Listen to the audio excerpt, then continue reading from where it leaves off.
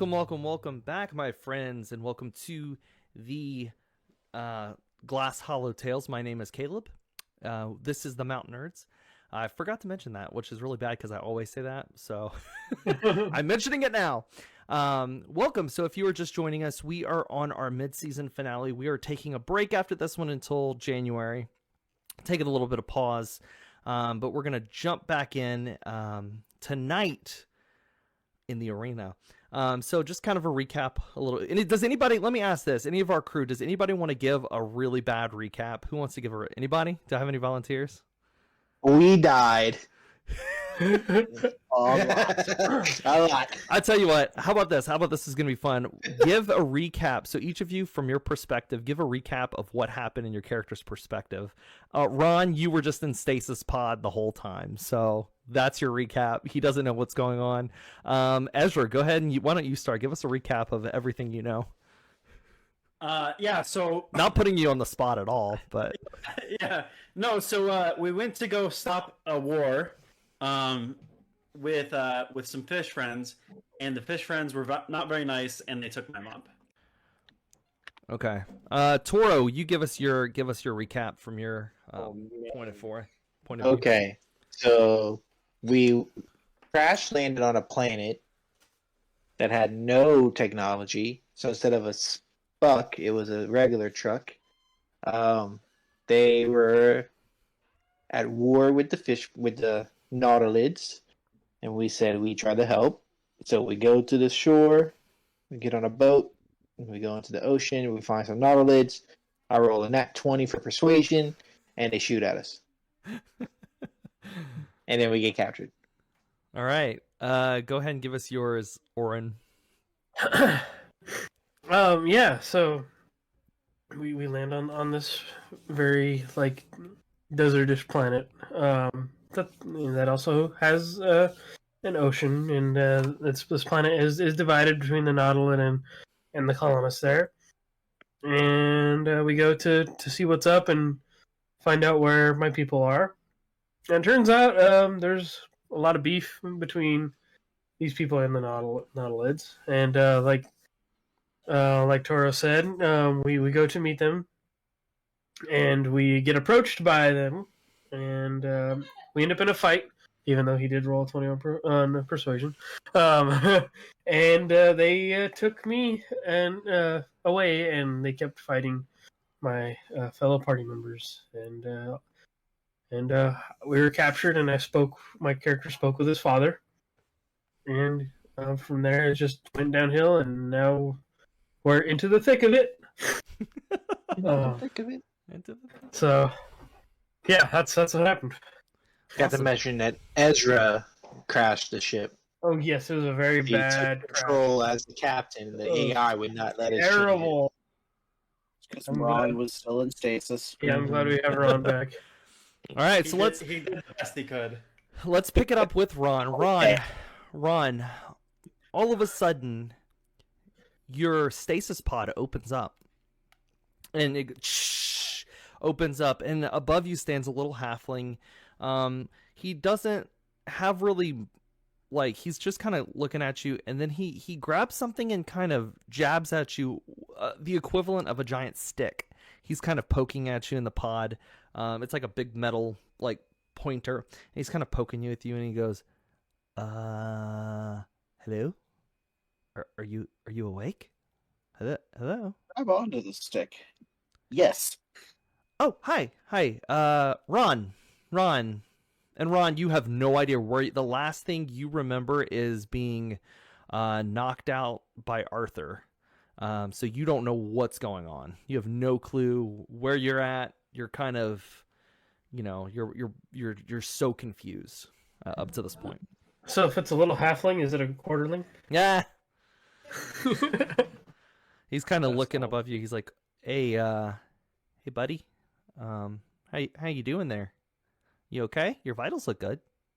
Yeah, I think I feel okay. Where am I? Oh, I'm so sorry. My name is you can just call me Ken. I am the halfling scientist here in Shepherd City. You are the captain of the Quesnel, right? Yes. Yeah. Okay, so your friends have been gone a few days. They were gonna bring something. They were gonna bring this AI or something to the Nautilid to get it fixed, but I don't really know what happened. I don't really know much. They just left on a military truck a day or so ago. If you want, we could bring you out there. We'll kind of give you a coordinates to head on there. I do know that you are an Amoeboid, so if you go into the ocean, obviously it doesn't work well with your body type. So I have something for you. And he like whistles, and this giant orc brings something in, and he has this like capsule that has like a little fan blade on it. It's specifically made for your body type. You could squeeze in there and lock it, and then you could kind of pilot it inside. So it's really small. It's like it fits in this orc's hands like nobody's business, but you obviously could fit your whole body into it and like kind of like mold yourself and shape yourself into it. And so My own personal submarine. It's basically, but it's really tiny, and it has like a little fan on the end of it. So it's almost goofy looking, but it is what it is. So you could take this. We can certainly bring you to, we could bring you to where we last saw them. Is that okay? Is that good? That sounds as good as an idea. How long has it been? Well, I'll be honest. We lost contact with your people about 2 days ago. They're just gone. Sorry about that. How long have I been in stasis? And he kind of looks and he kind of grabs his charts and he goes, well, it's been about 4 days. Okay. You were really badly injured, but it looks like the only reason you haven't died is your body, you were injected. Were you injected with something? Your body just keeps healing itself. It seems like it's slow. You took a lot of damage, so it healed itself over time, but it's something I've never seen before. Miracle, you look good. Yeah, some other ships, they have some very interesting ways to handle. And if you've seen my friends, I'm pretty sure you've seen their modifications as well. And you look over to another stasis pod right next to you, and you recognize that as the stasis pod of Azure'mis. You could kind of see within the inside, and he's floating there. His wounds are not healing properly. You also might want to put an extra padlock on that one. Well, he's not doing too well. I don't know if he'll ever wake up. I don't know. We're going to try our best, though. But he's taken a lot of damage. We tried putting a little flex tape on him, but nothing. No, I'm just joking. But that's a lot of damage. No, but he's taken a lot of damage, and it's going to take some time for his body to recover fully. But we appreciate that. So he gets one of the guards, and they pick you up and they bring you to the spot. One of the guards just tells you get in this like water truck, and it takes you over the water to the sandbar, and he points in the direction. He goes, I sent him that way. That's the best I could do for you. Do you need help with your pod at all, or? Yeah, once I get in, if you wouldn't mind just kind of giving it a nice push. So you get in the pod, and he presses a button, and it like closes it, and he kind of pushes you in the water. And the controls are it's super easy to pilot. There's like a little, basically almost like a little Joy-Con and 2 buttons, up, down, and then you can move what direction you want to go. It's super simple. And so you kind of push it forward and you take off. I'm assuming, do you want to just head just straight? I mean, that's really the only... Yeah, straight in that general direction. Kind of keep an eye around, make sure it's as clear as possible. Keep an eye out for anybody who may be there. So as you travel down, you keep going for a while, and the ocean starts to get really black. And it's harder. It gets darker and darker to see. Unfortunately, your little pod is so simple. There's no kind of light, which the halfling back at the camp thinks to himself. He goes, I realize I didn't put any lights on that capsule pod. Oh, he'll be fine. Jumping back to you're in this pod, and it's getting really dark. and it's hard to see as you're going further and further and deeper within the ocean. And all of a sudden your pod stops, and something like grabs onto it, and it looks at you, and it's a Nautilid in his full armor, and he kind of like looks at you. All right, we're gonna jump to. Is there anything you want to say real quick to the Nautilid? Yes. He's looking at you. Good evening. And he kind of like shakes a little bit, and he takes you and he swims off with you before you could say anything else. All right, Yeah. so you guys are now. Orin, you are not with Toro and Ezra. You have been taken to another spot, just kind of in a different space.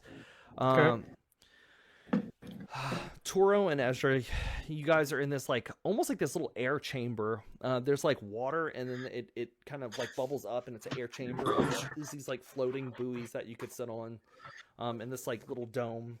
And then you could sit on it. There is water, but it's not like it's to your knees. Maybe it's not a lot, and you could kind of sit on these little benches, and the Nautilids swim up, and they could bring you food or come talk to you or whatever.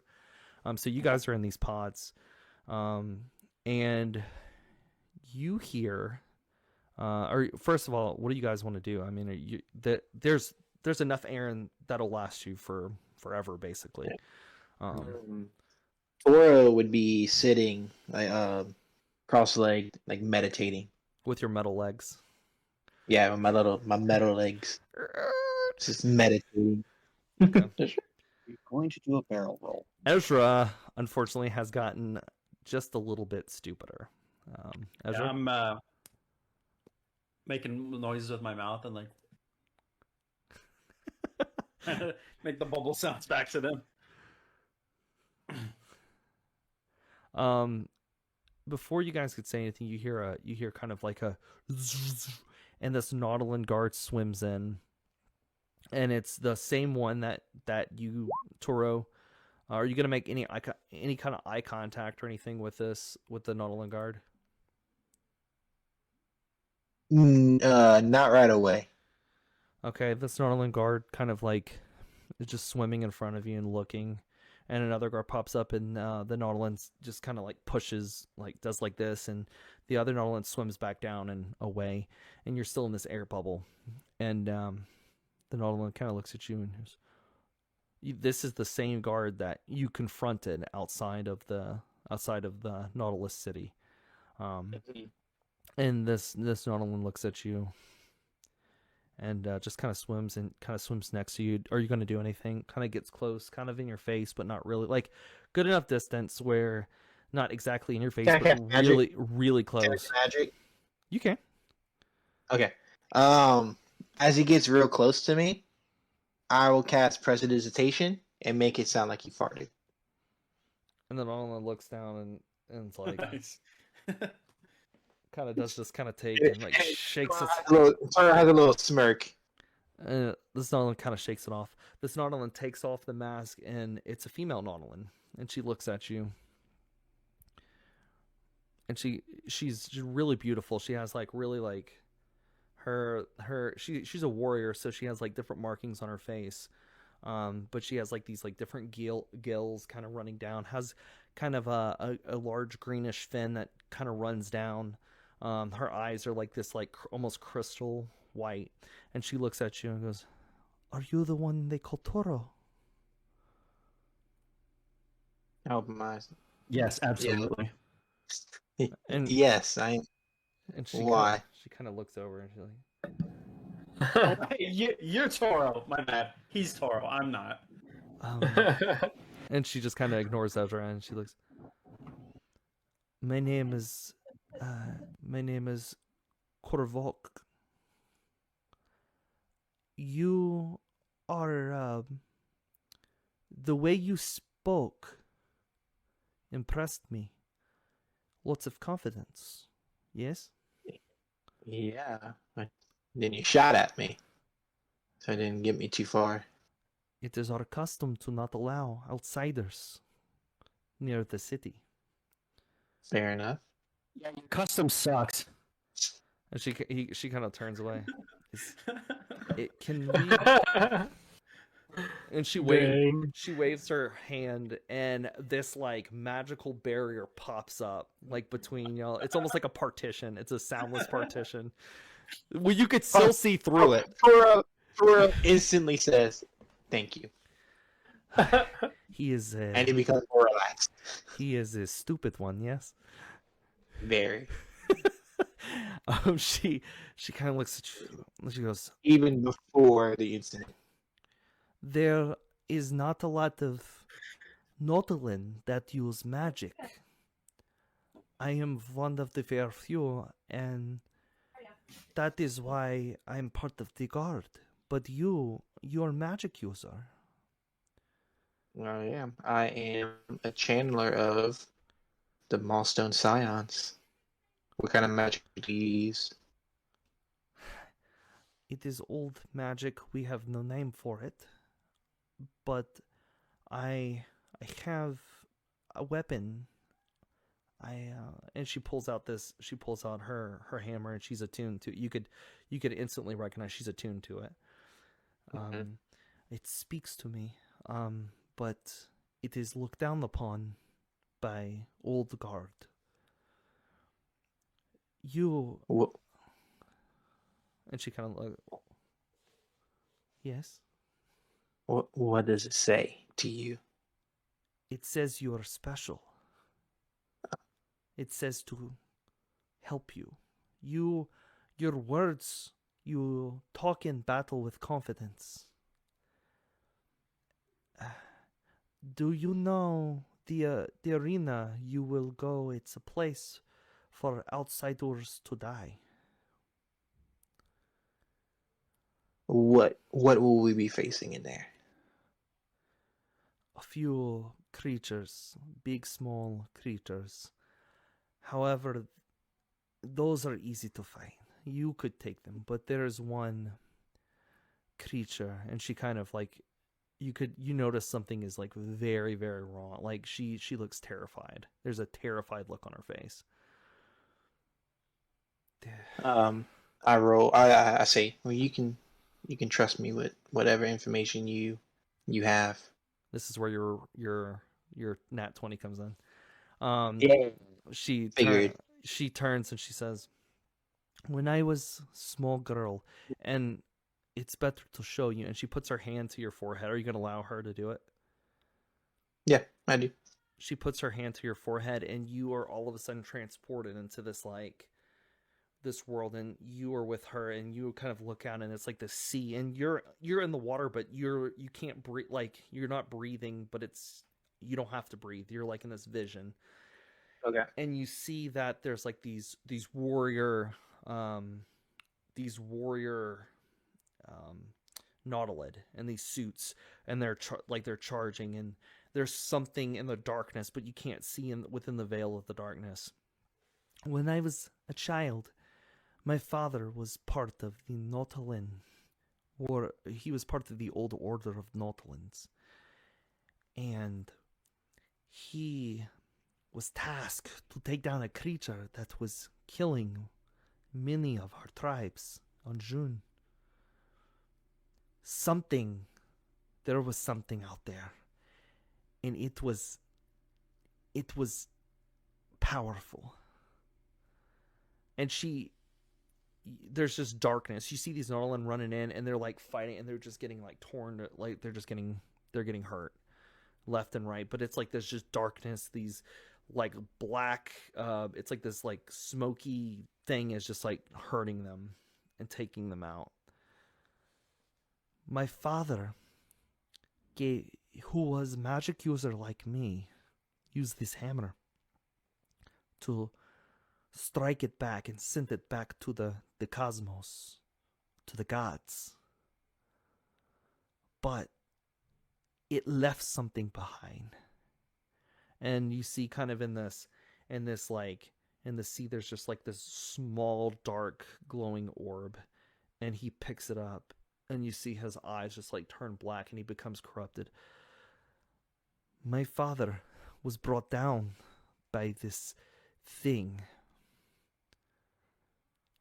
I don't know where it came from. The big creature that killed it was some kind of god. But this thing that came off of it, it was a spawn of it, a offspring. And it's very powerful offspring. And you see like these Nautilin go and they approach her father, and her father starts taking them down. And you see her as a little girl hiding behind rocks, and she's just watching her people get slaughtered by her father, who's now like this, just like kind of possessed, like this creature. He's becoming this creature because of this orb. My father died that day, and they were able to take it down, and they captured it. The local leaders used this power however they could. They used it for influence.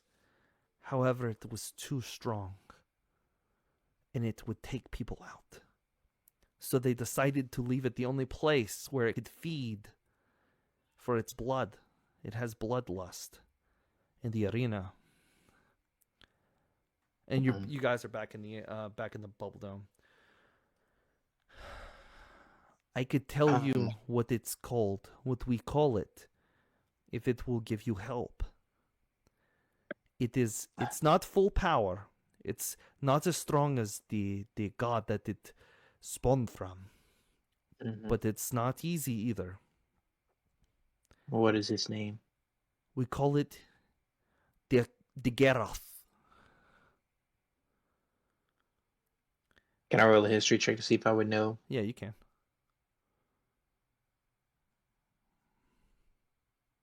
Okay. History, you... Oh. Yeah. I will say it's... Very nice. You don't speak the Nautilin language, do you? No, I don't. You do... But it would probably... The closest I would get to would be if I knew any other Nautilids, which probably... Orin. I mean, just Orin. Yeah. Yeah, you... So probably you much about it. You know that it's probably you need to ask Orin of it. You're not familiar. It sounds weird. You know that this thing has just from her description, from her vision, some kind of, it's powerful, but you don't know what it is. But history you don't know, but you kind of piece together that maybe I need to ask Orin. Maybe he could translate whatever this is. Okay. So let's jump to what was her name again? Oh my gosh, what did I name her? See, that's what I get for not writing it down. I think I named her Vatya. Yeah. Yeah. Vatya? Vatya. Vatya. Vatya. Vatya. Is she staying right there, or is she leaving? She's about to leave. She takes down the magical wall. And another is there anything you want to say while she's taking it down? She kind of like says a spell incantation to take down the... I say, Vatya, I'm sorry about your father. And we will do our best to survive and kill the creature. I hope you win. And she kind of like comes up to you and she kind of gives you a now you know this, I'll give you this. She gives a kiss on her finger like this, and then she places on your forehead. That's a Nautilin sign of like interest. So she swims out. The thing is, sorry for making you fart. Huh? Sorry for making you fart. I didn't know. Yeah, and she kind of like laughs as she swims down. And also, as you do that, you fart. And so she uses prestidigitation. It's a sign of my my affection. She swims down. All of a sudden, you guys see this Nautilin swims up, and he has this little capsule in his hand, and he like he rips it in half, and Ron falls right out onto the little floating platform, and he goes, "You stay here. You are in the arena."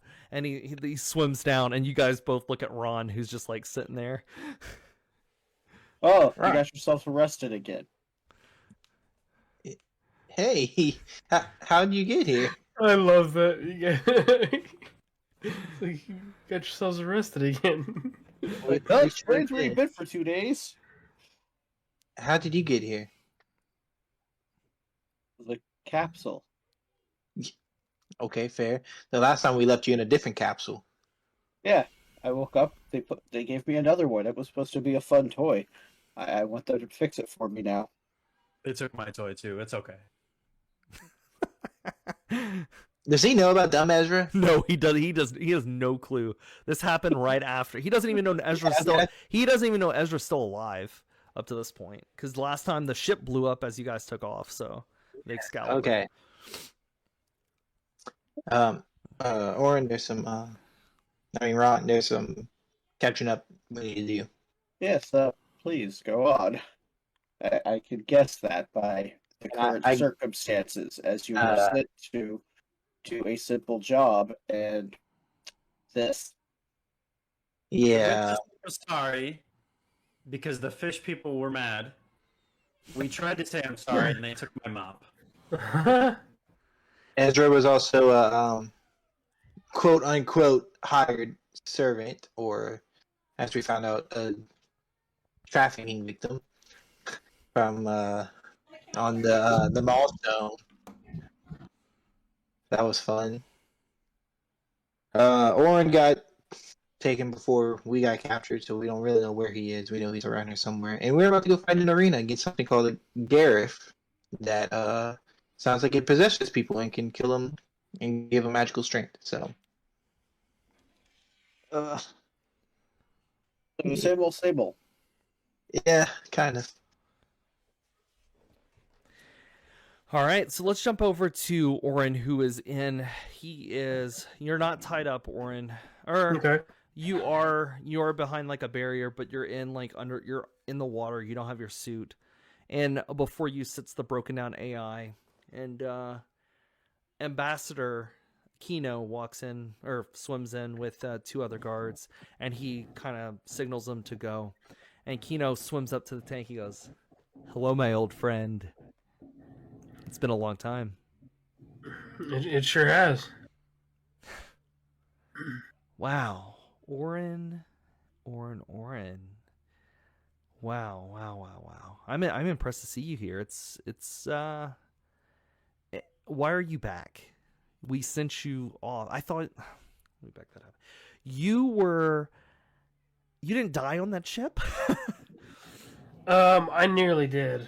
And I found another ship that they happened to be passing by and rescued me. And I barely made it alive. And there's been so much more that I lost my original suit, and now I have the one that you last saw me in. Kino swims up to the AI and goes, "Oh, you found him. I'm impressed." Huh. Any kind of comments on it? I'm sure scientists could fix this. Yeah. Yes, so I was given this by an elf girl on our ship, and I'm still not entirely sure what he's meant for, but I said I would keep it safe. You know, your dad has been wanting this, right? And he kind of looks at it, and he kind of makes he kind of whispers, kind of makes a comment, but he doesn't really say it really loud. And he takes it, and he takes the chip, and he crushes it. And he throws the dust. Well, that takes care of that. What was the significance of it? Oh, that was something we created to help us advance, because we've been on this stupid planet for I don't even know how long now. 500 years. We're ready to advance. We're ready to. I mean, there's a ton of. We're a rare species. You know, we're not really rare. There's 100,000 of us. I mean, it's. But I personally, to be honest with you, don't think we're ready.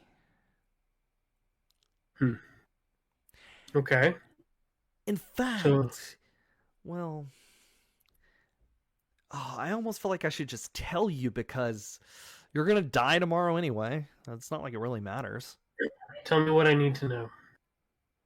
I need to know everything, because Well, clearly I've been stuck in a situation that I know nothing about.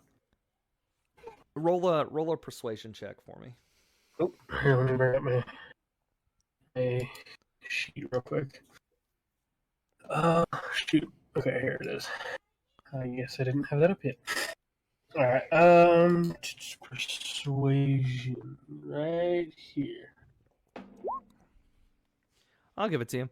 Well, Okay. you want me to... It's just going to sound like I'm making a big villain speech. And I don't want to sound like I'm making a big villain speech. But you do know... I mean...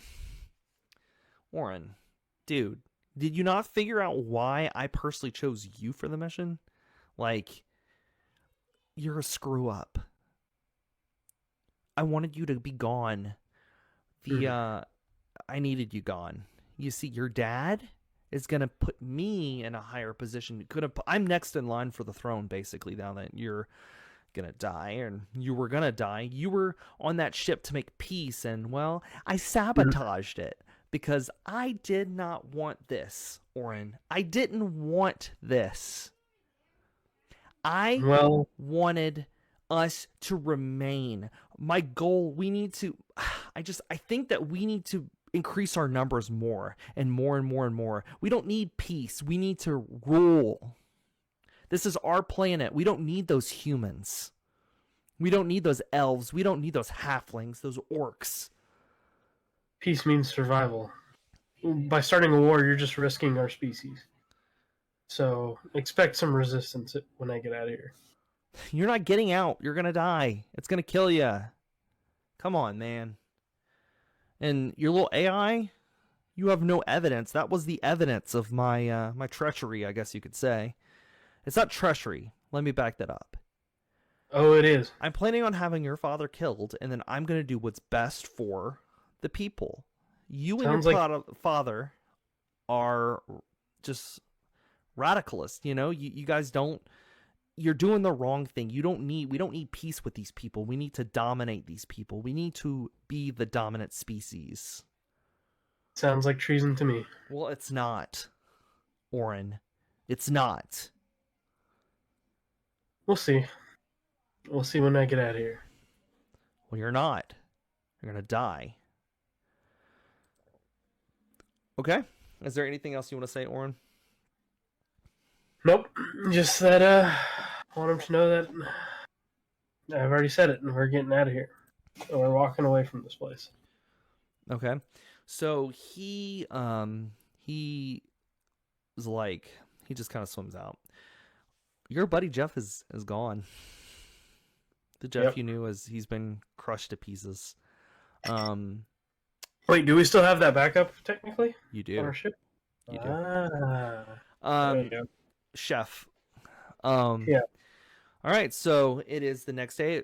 Before you guys are brought up, think of kind of like Hunger Games. You guys are brought into this underwater dome. There's this like platform.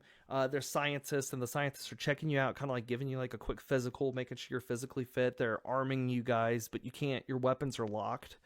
And Ezra, one of the doctors kind of looks at you, and he kind of like does a scan, and he talks to another one, and he does another scan, and the Nautilid goes, he kind of leans in, he goes, "Hey buddy, you know you have an inhibitor chip in your head that's malfunctioning, right?" I don't know what that means. Well, it's not going to be as entertaining if we just keep it there. Do you want us to take it out? I mean, we can. It's not that big of a deal. In respect for Prince Orin here, we can. Orin, is that something that you would want? Yes, if that sounds like that's what's making him the way he is, take it out.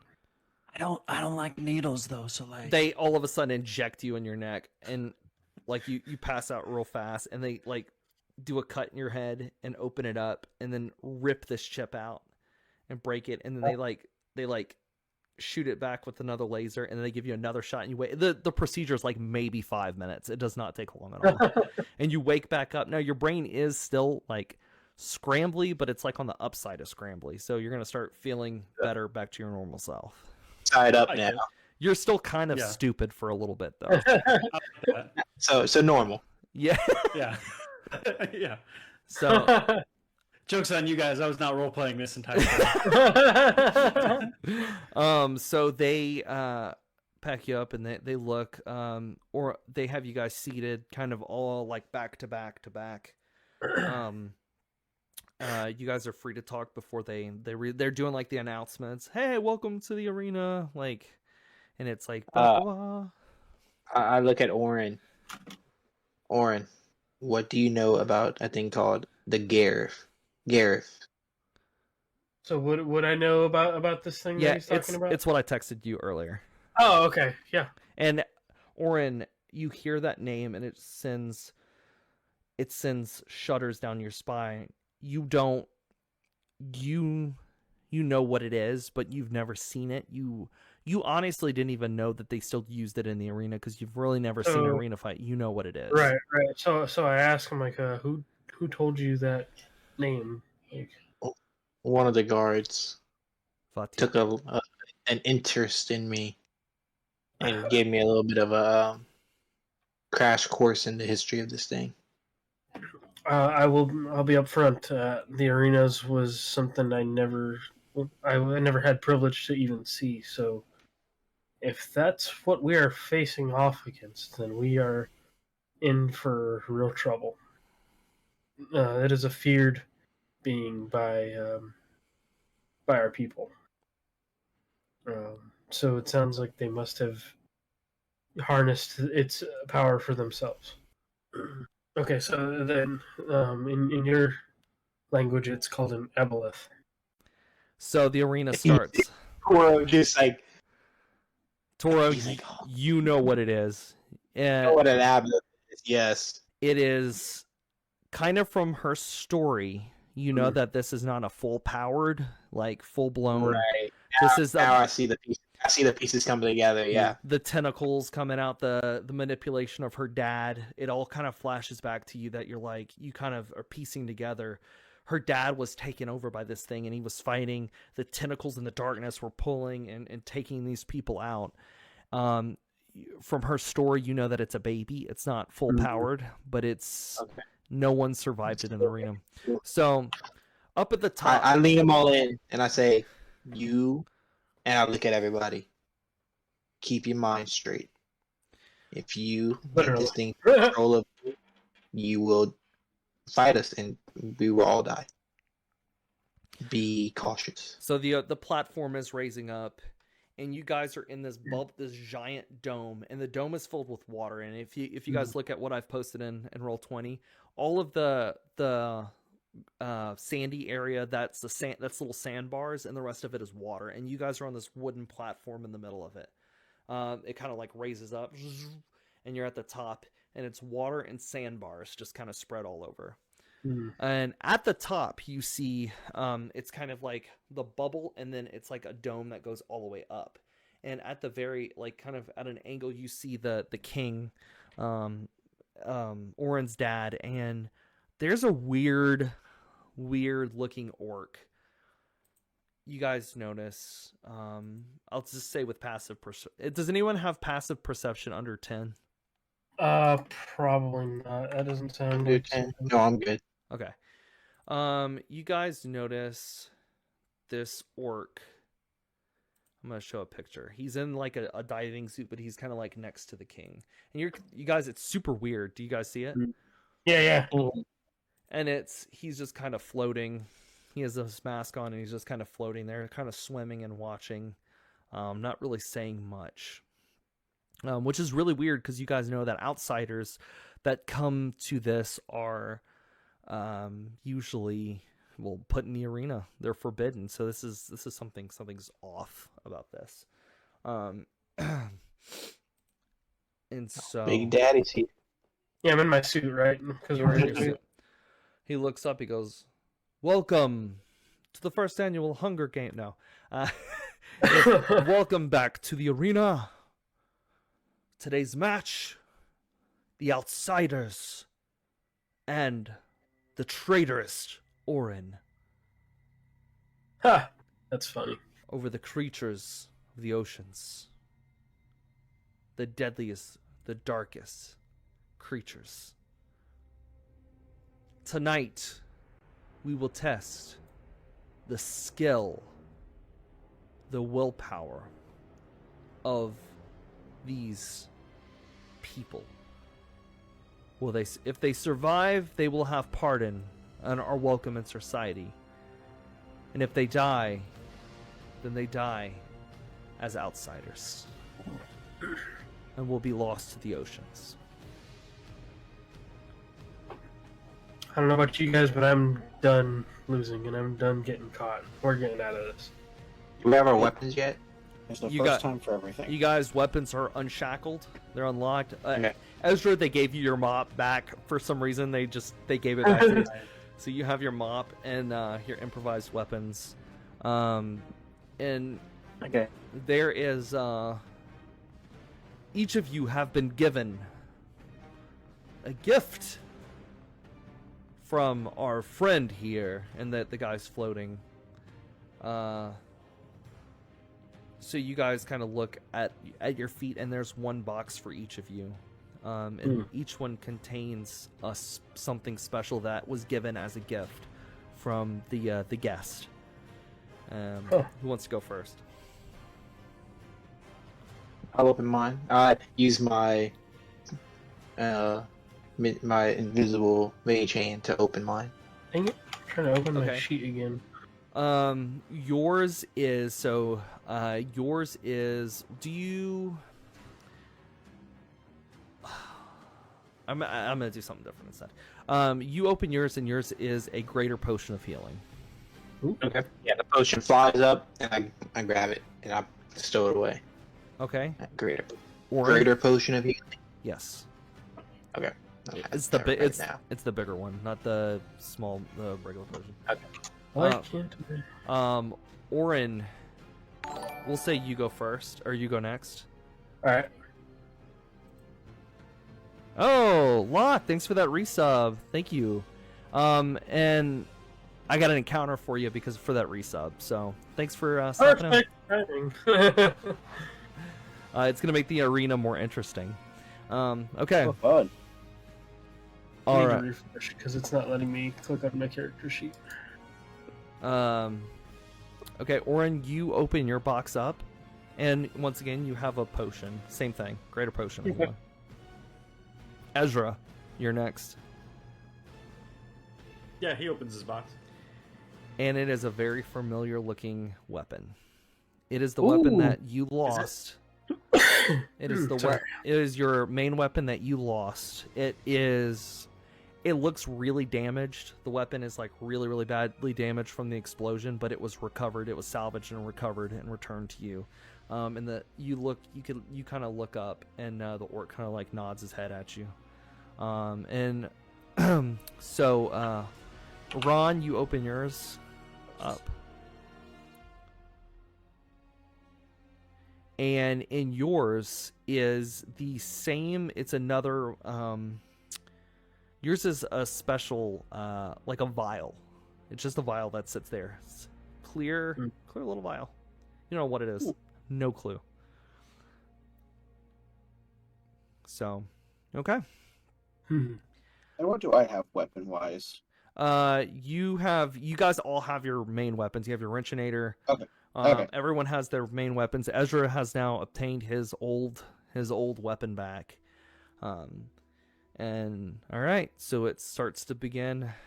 Everybody roll for initiative.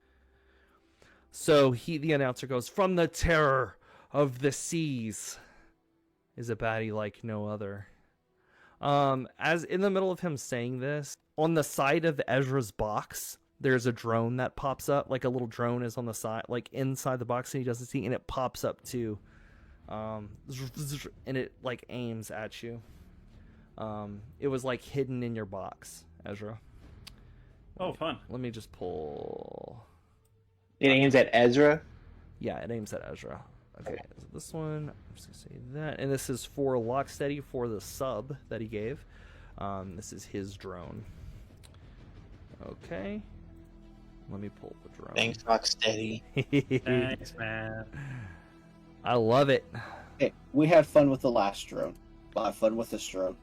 It took us a while to kill that him. drone that you guys could not kill for some reason or another. All right. Couldn't hit the thing. Okay. So, you guys, the arena begins. Da da da da da. Out of the darkness, one of the first animals, and this is the announcer. The fierce with its teeth comes a beast like no other, and all of a sudden you see a fin pop out. First up is the shark. This one with the hunter shark, it was caught outside of the reef, and thanks to Vatya and her team for bringing in that hunter shark.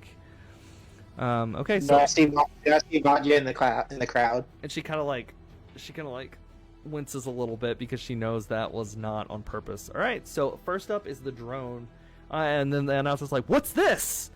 And the drone is just kind of like hovering there, and it looks at you and it aims at Ezra for a let's see, that is a 15. Does that hit? Yeah, that barely hits. Okay. Okay. And that is for 9 damage. 9 points of damage. It shoots its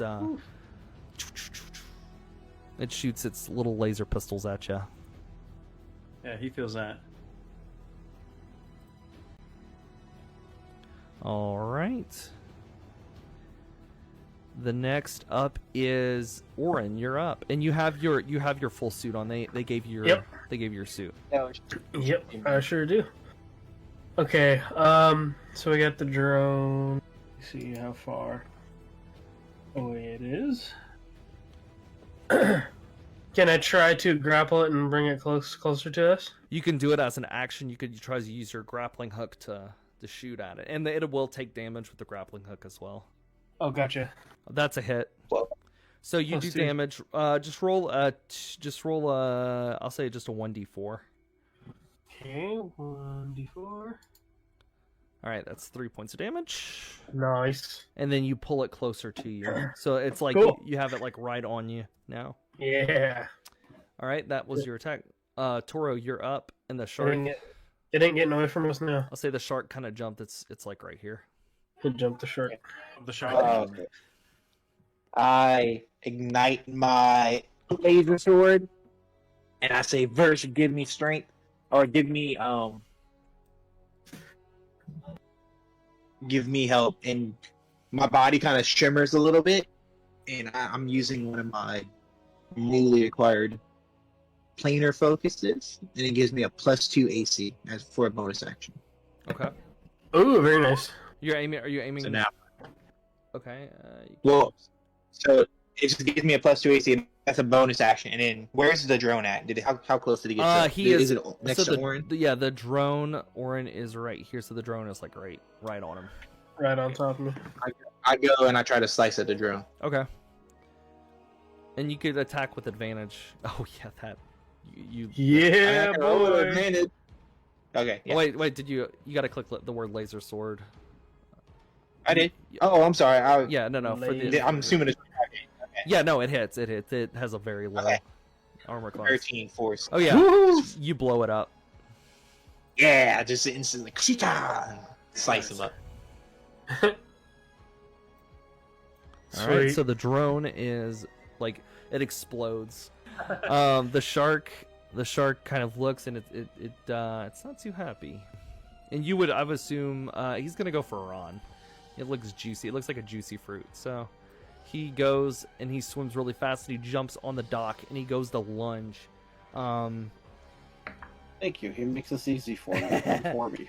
I don't have to go to him now. That's a 15. Is that a hit? That hits. All right. Is Chris Parnell narrating the shark's actions? I'm just kidding. I'm the shark. No, that I actually rolled really well on. That is 12 points of damage. He takes a good chunk out you, and he goes back in the water. So he is now. Does he get an opportunity attack? Yeah, you could take it as he jumps for you.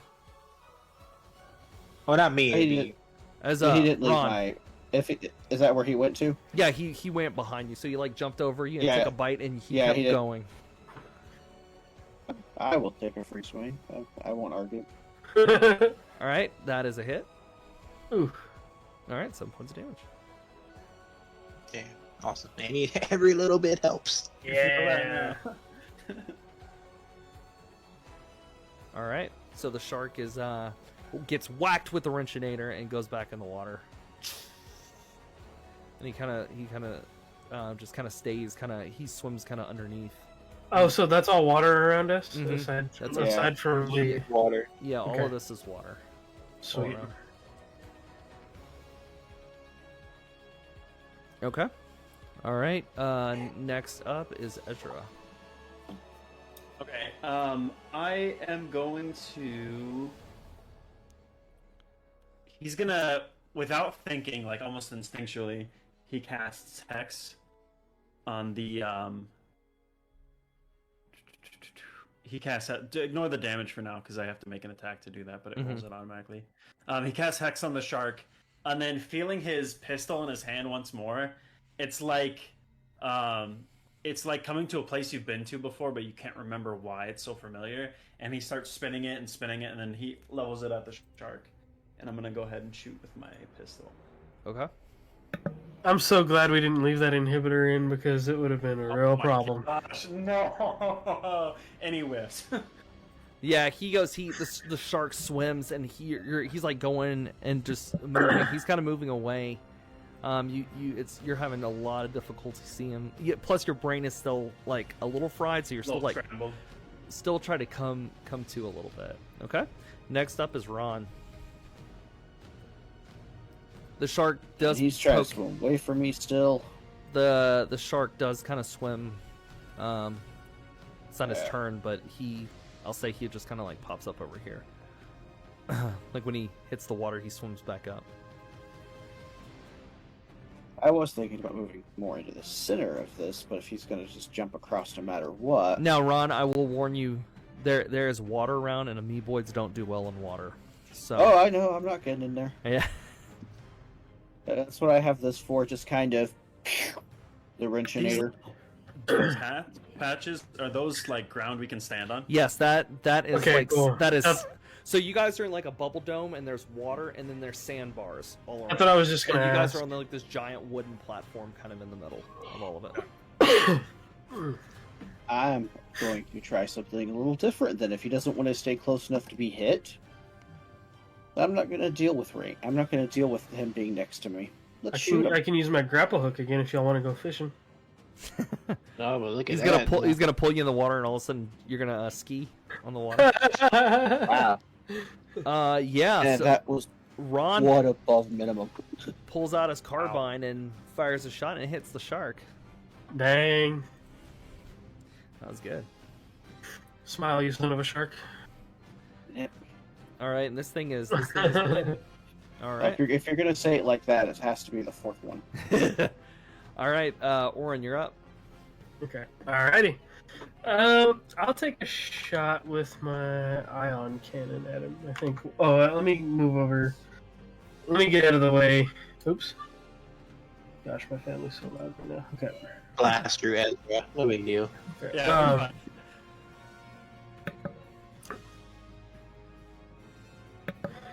Okay. I'm going to use my ion cannon. Yeah. Ooh, yeah. You guys need to save these hits for the Finally. alphabet. Yeah, man. All right, that is a hit. You do hit the shark. Yeah, cool. All right, I don't think I have a second attack, so I'm Roll good for for now. damage. Oh, I did. Oh, you have to hit the word ion. Click on the word ion cannon. Did I? Oh, okay. Yeah. Let's see. Here we go. Oh, accidentally. Whoops. Yeah, that's fine. You good, bro? Okay, there we go. Oh, dang. All right. The Mine's shark. pretty good. This is not a really strong shark at all. So you guys are tearing into him pretty bad. Messed up. Yeah. You defend him. Okay. Next up is Toro. I see the shark. Right? Yeah, he's still in the same spot.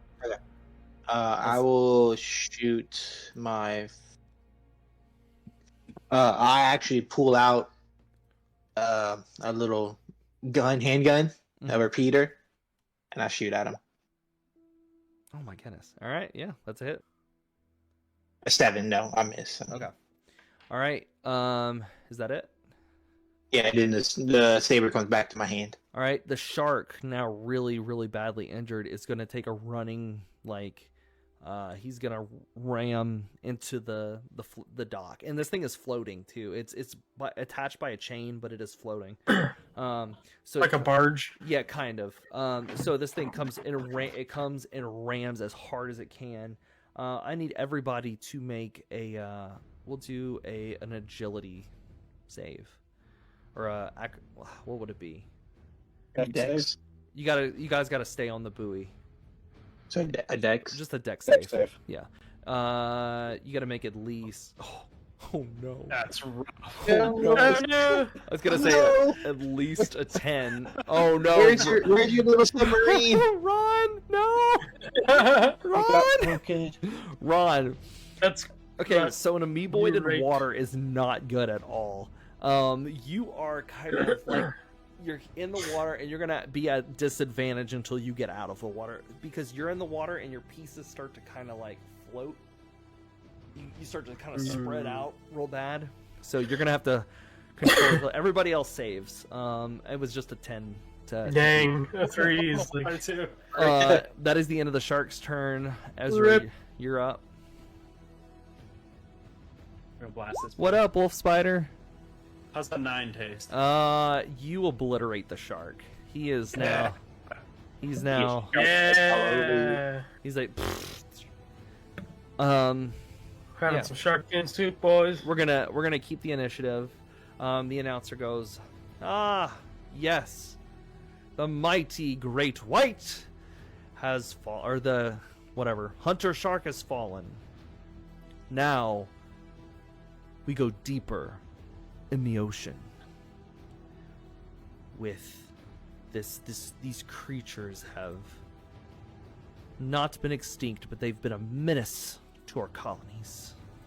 These creatures are tough, they are willing, and they pack a little bit of a punch. Beware of the darkness, children, beware. As the monsters approach. The arena actually goes dark for a quick second. You guys can't see anything. I can. And all of a sudden, it kind of like a small, like the boardwalk area is illuminated, and all of a sudden, tentacles appear on both sides. There are 2 squids on both, and you see tentacles rise.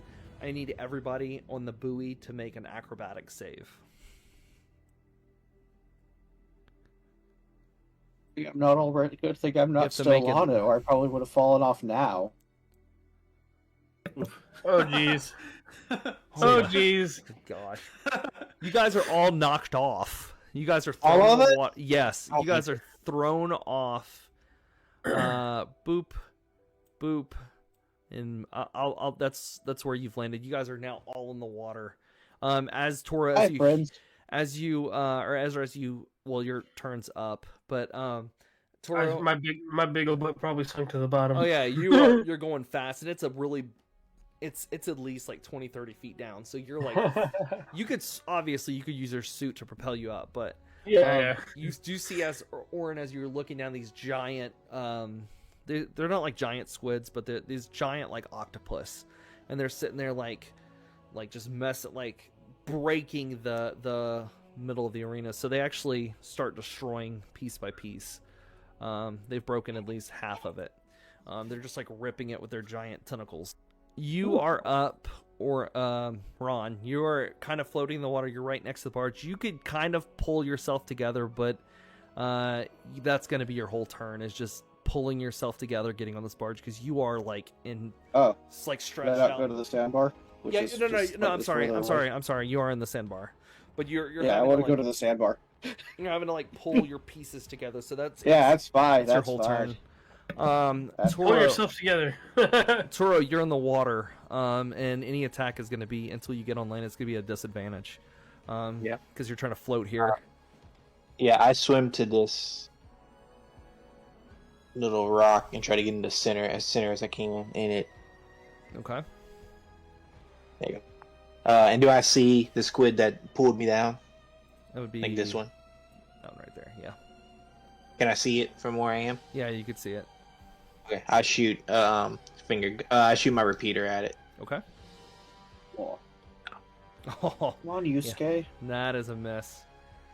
Okay, and then I have my sword unignited on my side, and I try to shoot a finger gun at it. I'll do the D20 plus 6. 15. Okay, that's a 15. That is a hit. Yeah. Okay. And then the 1d8 force. Ooh, 7. All right.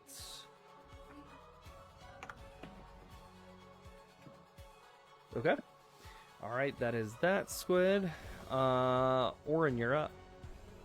Okay. So let's see how far away I am from these guys.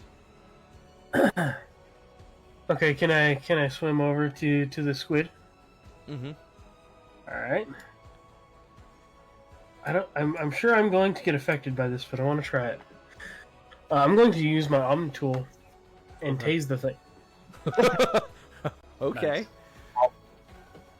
I want to see what happens because I'm sure I'm going to take damage for it. But okay. It's gonna. Oh man. Okay. I would say because you're in your suit, the suit probably absorbs most of that. Okay. Most of that, Yeah. so it won't really affect you. If I somehow am disabled for my next turn or something, I can deal with that. It's not going to be like a super. I mean, if I would say if there was somebody within 10 feet of it, I just figured probably this would be fun to affected, try. Yeah. Wait, so is everybody out of the water then?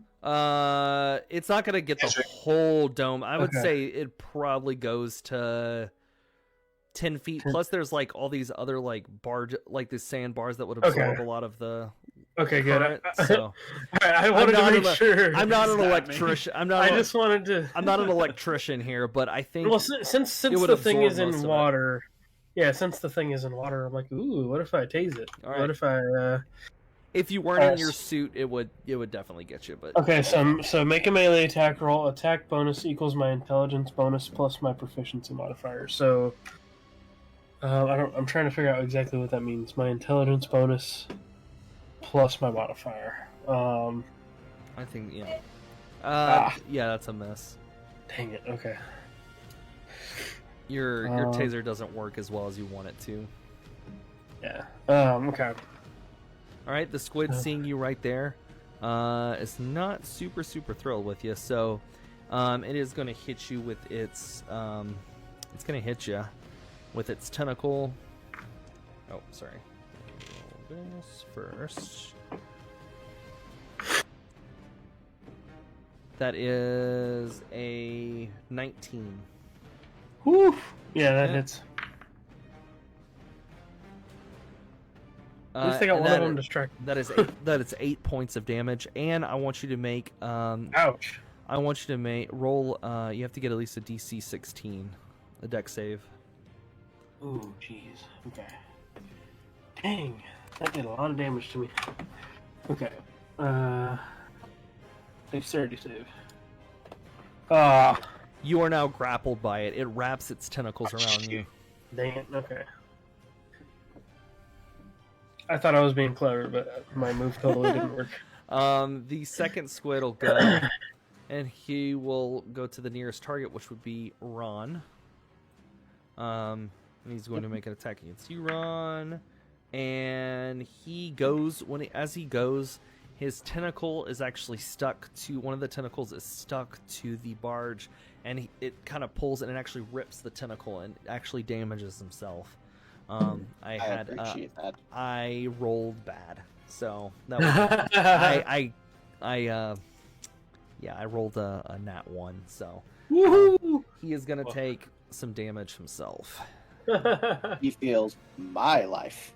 All right, Next up is Ezra. Ezra, you're kind of floating in the middle of the water here. How far can I swim? I'll say your swim is your. We'll do it equal to your movement, unless specified. Okay. I'm gonna move right next to this squid right here. Okay. Are you gonna get? Are you gonna I'm get gonna- on the? Are you gonna get on the floating barge? Because if not, it's Yeah. gonna be a disadvantage. Yeah, right here. Okay. Can I move myself? Oh, I can move myself. There we go. Yeah. Okay. As a bonus action, I'm gonna move my hex to this guy, and then I'm gonna attack with Ezra. Like, spins his mop and then jabs it into this thing. Let's go ahead and. Oh my gosh! It stuck on a 20 for so long and then rolled over to a 3. Oh no! That's a hard miss. Dang. You do nothing, but make it mad. Dang. I'm gonna, because I have hex on him, he has disadvantage on a skill. I'm gonna say strength or athletics. Okay. Mark. But it's easier for you to break 3. Okay. All right. So Ron, you're up. Yay. Well, now that I have somebody right next to me, I could just smack them instead of shooting them. Well, at least attempt to. And I'll say right now, you're still prone. I'll stand up and then Okay. Smack, You smack, don't smack. really stand. You just kind of go and loop forward. up. Yeah. You gloop Yeah. up. Well, I'm not worried about movement. I'm not going far. Mm-hmm. I am just smacking straight down like that. That is But a not hit. well. That is a hit. I'm still kind of. It is. That is a hit. Oh, it is? They do not Oh, have wow. a high AC at all. Yay! That. All right. All right. Yay! Doing good stuff with the good smackings. All right. Anything else? I think I'm good right now. Okay. Yeah, Next and- up is Toro. Just a second. Yeah, I'll shoot at the squid that's grappling Orin again Okay. with the repeater. Okay. Modern problems require modern solutions. An 8. Wow. Ooh, that was a. That's a net 1. Oh. Oh no. What happened? Did I hit? Your gun jams and actually breaks. You go. Okay. And it just I guess being Yeah, just like a water, pistol, like it just in the water. Yeah. yeah, it's waterlogged and it got jammed and your gun is now broken. Okay. Well, then I just drop the gun and I shoot my finger gun at it with my cantrip. Okay. Plus 6. Yeah, that's a hit. 21. That is a hit. Oh. And you go pew, and it like boing. It just absorbs the blow there. All right, It's a flesh wound. Orin, you could try to escape, and it has. We'll give you advantage on the escape. Okay, yeah, that's all I can do. Unless I wanted to try to tase it again, but I'd rather escape. Okay. Alright, so what do I need to do to escape? Just roll. I think just roll a dex again, but you get advantage on it. So. Ooh. And you don't even need it. You. Well, I was gonna say you don't really need it, but that. So as you escape, I'll say as you escape, you push with all your might, and you actually, with the piece of your grapple on your arm actually cuts it by accident. Like as you escape, you actually slice into it, and it. Yeah. You can. I'll just roll. We'll just say it's 3 points damage. It. Yeah. slices it. So. As you escape there, and it is, I think that counts as an action. So, unless, do you have a bonus action? Not really. I can move, right? Yeah. Okay. It's mad at you though, and is gonna take another swing at you with its. Oh, wait. Okay. Is it even worth? Well, yeah. I guess I should try to move then. How far can I move? Whatever I mean, your movement okay. speed is. Okay, all right. I'm just gonna. I know. I'm gonna get attacked. You're really but- close to that sandbar, and yeah, it's gonna take a. Oh gosh, Opportunity. this could end me considering how much that other one did. It only did it was an 11. And So that was it didn't hit. That was the attack of opportunity, and no, it didn't hit. Okay, cool. It is gonna, however, turn its attention on Ezra, and now I'm rolling like trash. Yay! Keep going. It was an 11. It goes to miss, but it's still this tentacle's hurting. So Keep going. the other one is gonna swing for Ron again. He's gonna go, and that is a 24. Yes. All right. Oof. And he gets you for 9 points of damage. Ouch. I'm feeling it. I might have to just take a gamble and figure out what the heck the vial is. He is also going to go to grapple you, but this is going to be fun. So he goes to grapple you, but because of your... I don't know if this is actually the rules as per se as part of the rule set for Dark Matter, but I'm going to make it part of this campaign. You cannot be grappled. He goes to grapple you, and as he goes to squeeze, you just kind of squeeze off of him, and the tentacles keep go to pull you in, and you just keep coming loose. So he cannot grapple you at all. I approve of this. All right. So that is the end of his turn. Ezra, you're up. We're gonna try the mop again. I love it. Gotta sweep it up. Yeah. I love the mop. Eventually, right? I love it. There we go. That's gotta hit. That is definitely a hit. Jab him in the eye with the end of your stick. This plus... Hold on. This. Okay. So 11 damage. Oh, that that. Oh yeah. That hurts. That hurts him big time. You take off a couple. Swirling his mop just as fast as he can. Yeah, that takes off a couple tentacles. Time to turn you into seafood. Ron, you're up next, unless Ezra has anything else. No, that's it. I think raging might be a good idea. I have been waiting for you to rage. I know. I was like, I hope he rages. Oh, dude, I've been told to rage anytime you're in battle as a barbarian. So. Early levels are very limited. Give me a blue background here, since we're in the water arena. Nice.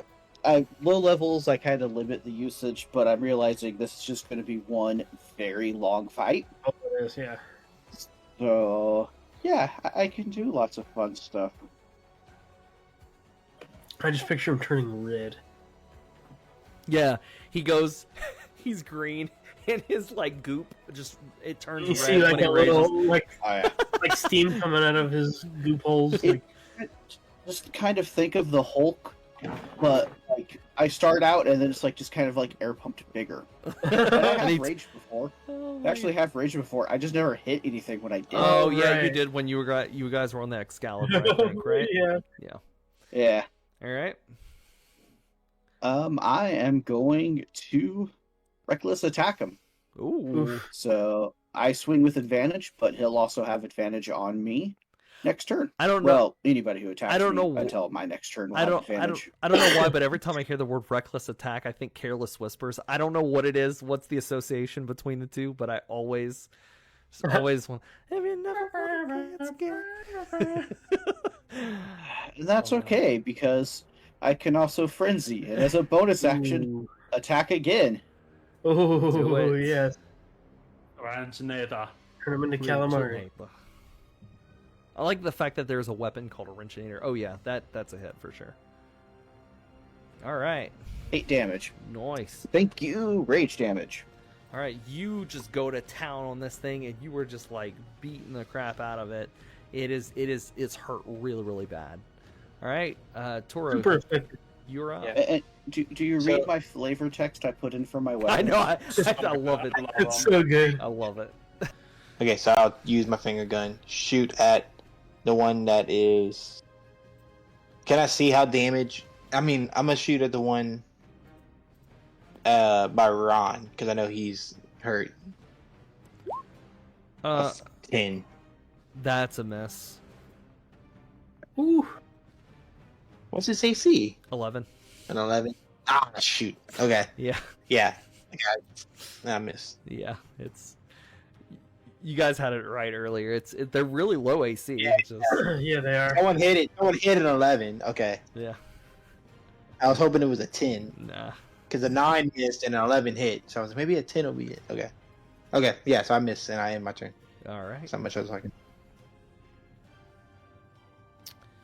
All right. Oh, Orin, you're up. Okay. I'm going to try and use my ion cannon again and shoot at the one right here by Ezra, obviously.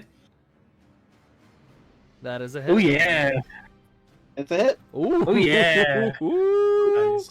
So you're about to shoot this thing and it tears it up. It's just barely hanging on, but it is hurt so bad. Hit him with the mop again. Oh yeah. Put them up. And Orin, do you have any other? No, I'm good. All right, the octopus turns to Ezra, and this thing is hurt. It's so hurt it completely misses its attack. It completely it can't function. The other one by Ron, That's a stupid name. Don't add advantage. that is 17. Yeah. Okay, it is going to get ya for 9 points of damage. Ooh. And it tries to grapple you once again. It misses. Doesn't. And they are. Yeah, it's so low intelligence it doesn't know why. Yeah. It just keeps trying and just doesn't succeed. All right, Ezra, you're up. All right. Let's try the mop again. This guy's got one song he sings. Clean up that mess. Oh, I know that feeling.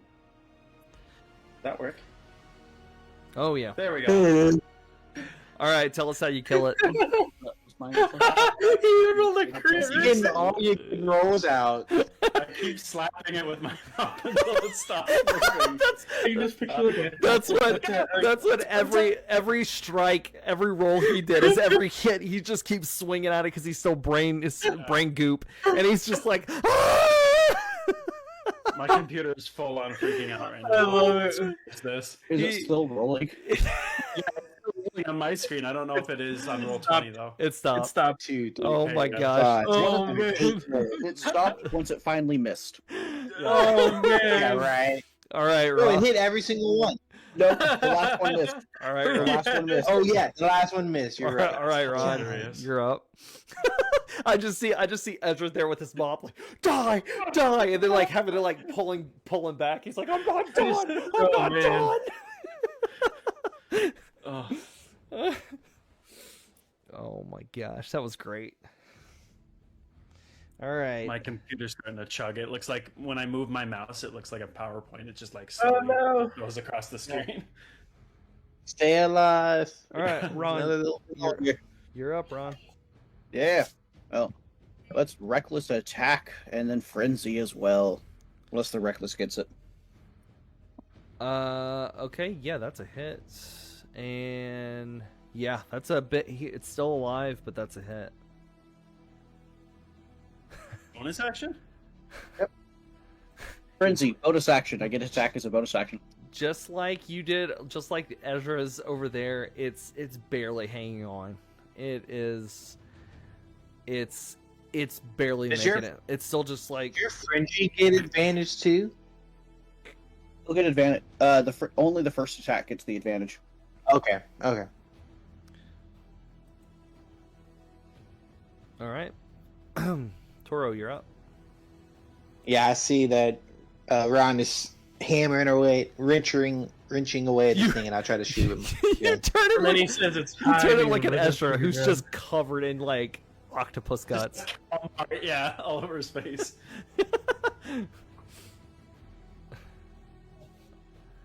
19. Yeah, that's a out. hit. Ooh. And tell us how you kill it. It doesn't matter what the roll The is. You got oh, it does. He says pew pew. It For me. I go, "Ching," and it's Right through the eyes. and it explodes on Ron. So Ron is now goopy, but he has octopus parts all over him, and the whole crowd is going crazy. They're just like, yeah! What happens I'll is be right back. the guards pull you guys in, and you guys are gonna we're gonna do the next event tomorrow, and so they pull you guys into the bubble dome, back into the bubble dome, and while you're in the restroom, or if anybody wants to take a break, we can, and then we'll RP whoever's left. I'll be right back. I'm good. Oh, we're gonna long rest while doing this, though. Yeah, you guys are gonna take a 8-hour rest. Thank you. Ezra, your brain is kind of really fixing itself. I guess we've earned it. We definitely earned that rest. Orin, you're in the Nautilid chamber, kind of. The guards kind of grab you and they pull you. You're out of your suit and they bring you in front of your father. And the king looks, my son, I'm so proud to see that you've become a great warrior. What was the name of the ambassador guy again? I'm sorry. Kino. I'm terrible. Kino. Huh? It was Kino? Okay. Humar Kino. Okay. And I respond to him and I said thank you. And Kino is standing by his side too. Okay. All right.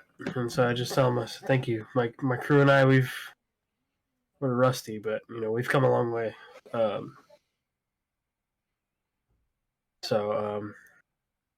And then I tell him, I tell my father, has Kino told you of his plans? Kino has not informed me of. Kino has not informed me of anything.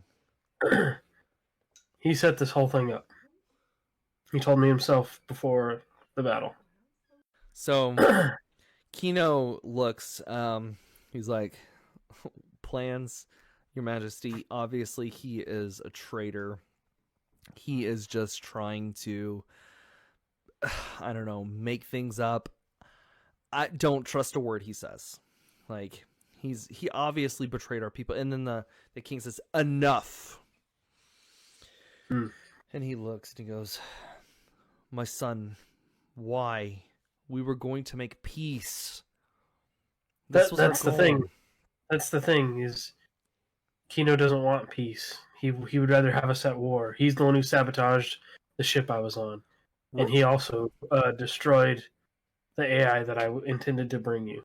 So the king looks and he goes, roll a persuasion check for me. Or do a persuasion. I hope I pass. You're going to Okay, need a high persuasion because this is... I have no bonus to it either, so... Ooh, that's a raw roll, He too. looks at you. Kino, leave. That's fine. You can have them if you want. But your Majesty, your Majesty, no, Kino, out. Yes, yes, sire. And he swims, and he sits and he kind of looks. Do you have any evidence of his? Yeah. Do you have any evidence of his betrayal? I do not, but I do have a backup on our ship of the AI. I do possibly have witnesses. Oh wait, no, they weren't in the same room as me, weren't they? No, they weren't. Okay, I was separate. No, but I do have a backup. Of the AI on our ship.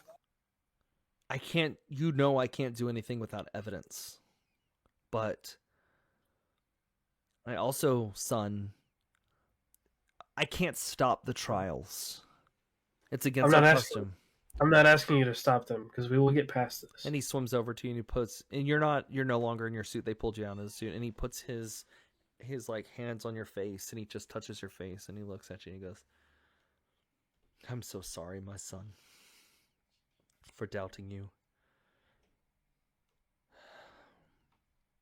There's a good chance you won't survive this. I am so sorry. Yes, if hear me out. If I can get through this, hear me out. If we don't, then do what you want with me. The Nautilid are ready to make war on the land people. Yeah, If clearly. you don't have any proof, they're ready. The people, they need evidence of Kino treachery. I can't alone, though I am king, I can't alone change their minds without evidence. If you could somehow get evidence to us that Kino betrayed, then we will be happy to help. If We'll I be make it happy- out of here, I'll do my best. Okay, and he kind of gives you a hug. He's like, good luck, my son. You know the creature you're about to face. The Bathra. Yes, I know exactly what it is, and a friend of mine knows what it is too. I think we are prepared.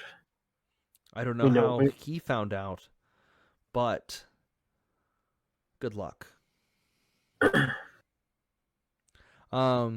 We'll jump back to Ezra, Ron, and Toro. You're in your separate chamber, and Vatia swims, and she pops up, and she kind of smiles at Toro and makes him fart. And she swims up to him. She goes, "Hi, you survived." Yeah, that was a nice hunter shark you had Hey, till we killed it. he was very difficult, but I'm glad. He was definitely a man eater. He was. I am sorry, Toro. It's not your fault. The box for you. That was for me. Oh, I was hoping so. And she doesn't. The Nautilin customs are different from other customs. And so she takes her hand, her like webbed hand, and like swipes it over. We'll keep it PG, guys. She swipes it over his face. And that is a Nautilin custom. It's almost like a kiss. Okay. And He slaps her back on. God. No, and she kind of looks, and she goes, "I hope you make it out." And she kind of looks at you. If you do make it out alive, I have a request. If you can honor it. Ooh, what is it? I had like slime coming down my face. And she looks I'm at just- you. Try not to get into my mouth. Take me with you. I want to leave June. I need to be around another magic user. And she looks at you, and she has like this double, like Nautilins have like a double. Think of like Men in Black, how they have like the that first alien has like the double, like Blinks twice. yeah, he blinks twice. He blinks this way, and then she blinks this way. I tell her, I say, even if we make it out of the arena, we don't have a ship. We are stuck on June for a while. Well, if you are able to make it out, can I please come with you?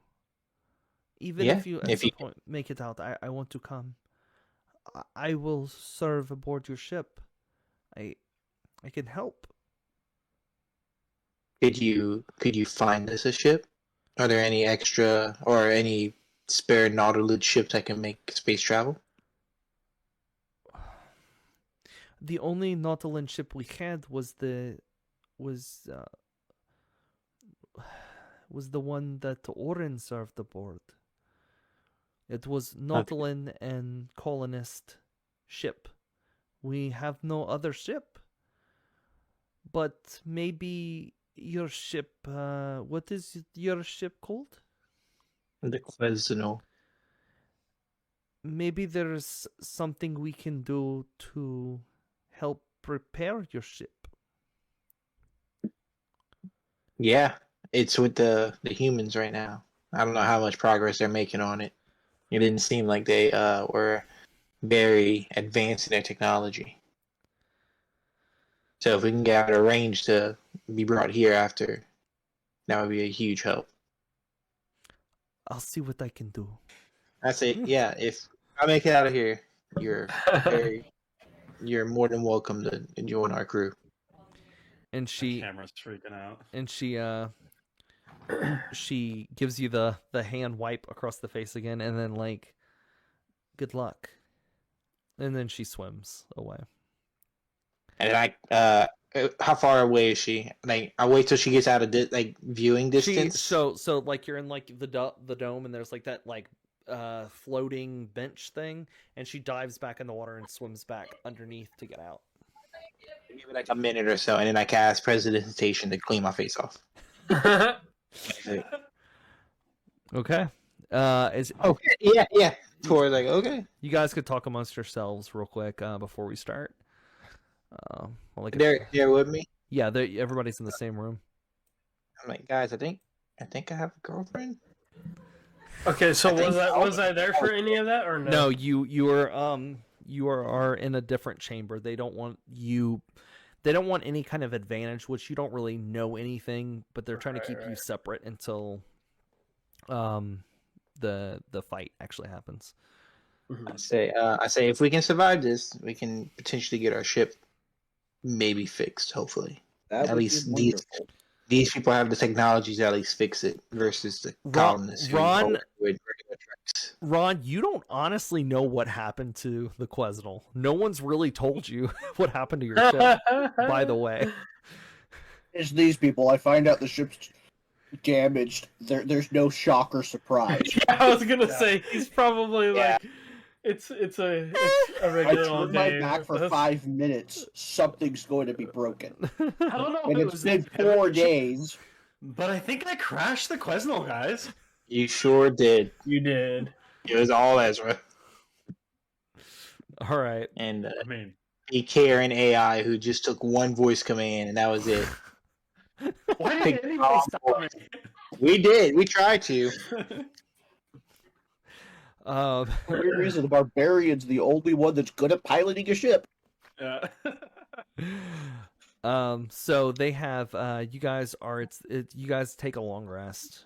It is the next day, and you guys are brought forward, knowing what's awaiting you. You guys are brought on the platform. The platform is still broken, so it's only half now. Oh, they left it. They didn't really do anything to fix it, so it's still like broken at the bits. Mm-hmm. And you guys are on the platform. And you stand on it, and once again your weapons are given to you, and you are shot up. And you're back in the arena, the same sandbar. Everything's been cleaned off. By the way, you guys haven't had any showers or anything, so you guys are like stinky and smelly and gross. Clean. Prestidigitation cleans me all up every day. I'm sorry. I'm good. I'm perfectly, except for the sliminess. You probably smell that.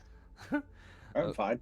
Okay, so Yeah, he is slime. so the the announcer's on there, and you notice, guys, you do notice that the orc is gone. He's not there. He is the king stands at the bubble dome, and he goes, and for our last round, most have not gotten this far, but these 4 warriors have. Tonight are outsiders and Orin, my son, will fight the beast.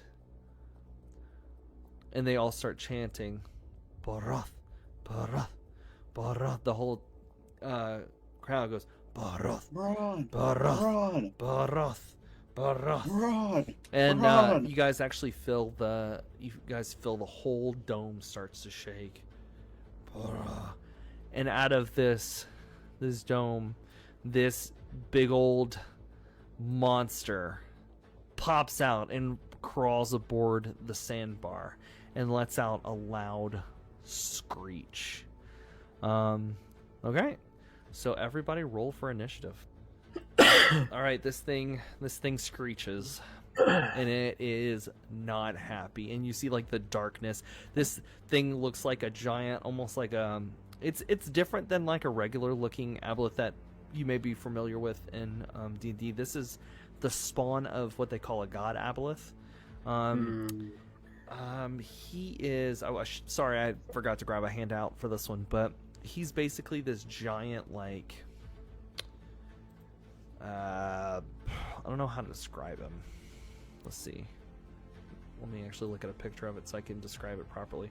So it looks kind of like a regular aboleth, except for like its skin is like dark, like almost black, and it's like it has like these like glimmers, and it has like this like purple radiance that kind of like goes across its bodies.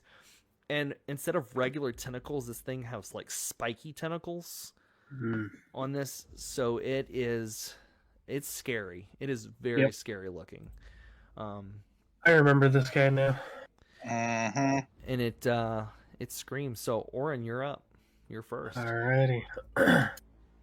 So I'm gonna just take a shot at it with my ion cannon, I guess. That's all. That's what I'm gonna do for now. So we're all healed up, fully healed up, right? Yep, fully healed, 100%. Okay, that's what I figured. Yeah, baby. That is a hit. Okay. So I want to add. Let's see. So I have this thing called Overcharge, and then it's from one of my Gadgeteer abilities I picked up. I can deal an additional die of damage to that target. This ability improves as I gain levels in this class. You add an additional die of damage at 5th level. We're not 5th level. That's fine. Okay. Alright, and then I will do another 1d6. Okay. Alright. Cool. Alright. You hit it, and it like screams as you hit it. Okay. Ron, you're up. First blood. Let's go.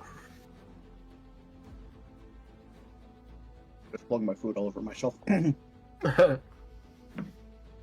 Not close enough for me to hit, unfortunately. And for any rage abilities, have to be strength based. So let's just shoot him for now. He'll get in close in time, I'm sure. That is that. I could drive a standard car by, and I love it. That is that is a miss. Yep. Dang. Yeah, I figured why but I'm gonna clean up now. All right, Ezra, you're up. I can't hear him. I think he's muted. This is a bad idea, but I'm going to do it anyways. Ezra's going to move next to this thing. I'm going to hit it with my Hexblade Curse. So you're going to jump in the water and then like... Oh, so ignore that roll. Okay. It's just that's a +2. Okay, so yeah, I swim over. My eyes are going to glow blue, and I'm going to mark this thing. And then I'm going to use Booming Blade with my mop. Oh, you have your sword, but it's not like fixed, right? Is that what? That is that's a miss. Okay, my the weapon that I got in the box was my pistol. Oh, My okay. dad's Never mind. pistol. I thought it was your sword. I was like, that would have been cool. And that is my turn. All right. Sweet. This cannot end bad. The baby aboleth actually moves into the water, which you could take an attack of opportunity. A Babolith. The Babolith. The Baboleth. The Baboleth, that's what it will be called. The Okay. Baboleth goes into the The water. Babolith. The Babby. Does that hit? Yeah, that does hit. The 16? Yes, that does Oh hit. yeah. At least It's this plus because it's marked by my hex. Okay. So 11 damage. Ooh, Yeah. Nice. Good Let's with his go. mop. All right. As it goes into the water, it emits a secretion. Oh crap. Oh, that's fun. Yeah. It hits the water, and you see like all around. And this thing is huge. Don't go in the So 5 feet touching like really close to it. If you're within 5 feet of it, you will be in this like mucus, and it's like under the water now. So you kind of see where it is based off where the mucus is. It's kind of moves a little bit closer to the platform, and it takes its tentacle up and reaches out of the water, and it's gonna slap the first thing it sees, which would be Toro, is the closest. Oh jeez. Ice is a right now. I just crit. Oh no! Bye, Toro. Totally indeed. Oh It my would be gosh. Toro. Yeah. I have a greater potion of healing. That Well, it is depends how many he's in. 20 points of damage. I have 19 health. Oh, 20 points of damage. that's I bad. rolled really good too. The hot roll. Oh my gosh. That was a bad one. All right. So Dang. Toro, are you unconscious? This man a potion. I'm unconscious. Oh my goodness. All right. Okay. That is the end of the aboleth's turn. Oh my gosh. Toro, you're up. Make a death save. That's a pass. All right. Orin, you're up. Okay, so am I able to pick up Toro or like carry him and like grapple over here to the? You could do it, and that's fancy. You can grab Yeah. him. I will say to be able to hold him and grapple at the same time, you'll have to do a strength check and get at least get a Toro's not really heavy, right? I would assume he's not super heavy. He's elf, yeah, so I would assume he's probably like 150, 160 pounds. You could, Which is, I mean, heavy. yeah, you could probably pull him. Well, he has mechanical legs, so he might add some weight. I'll say make at least a 12 strength check Okay.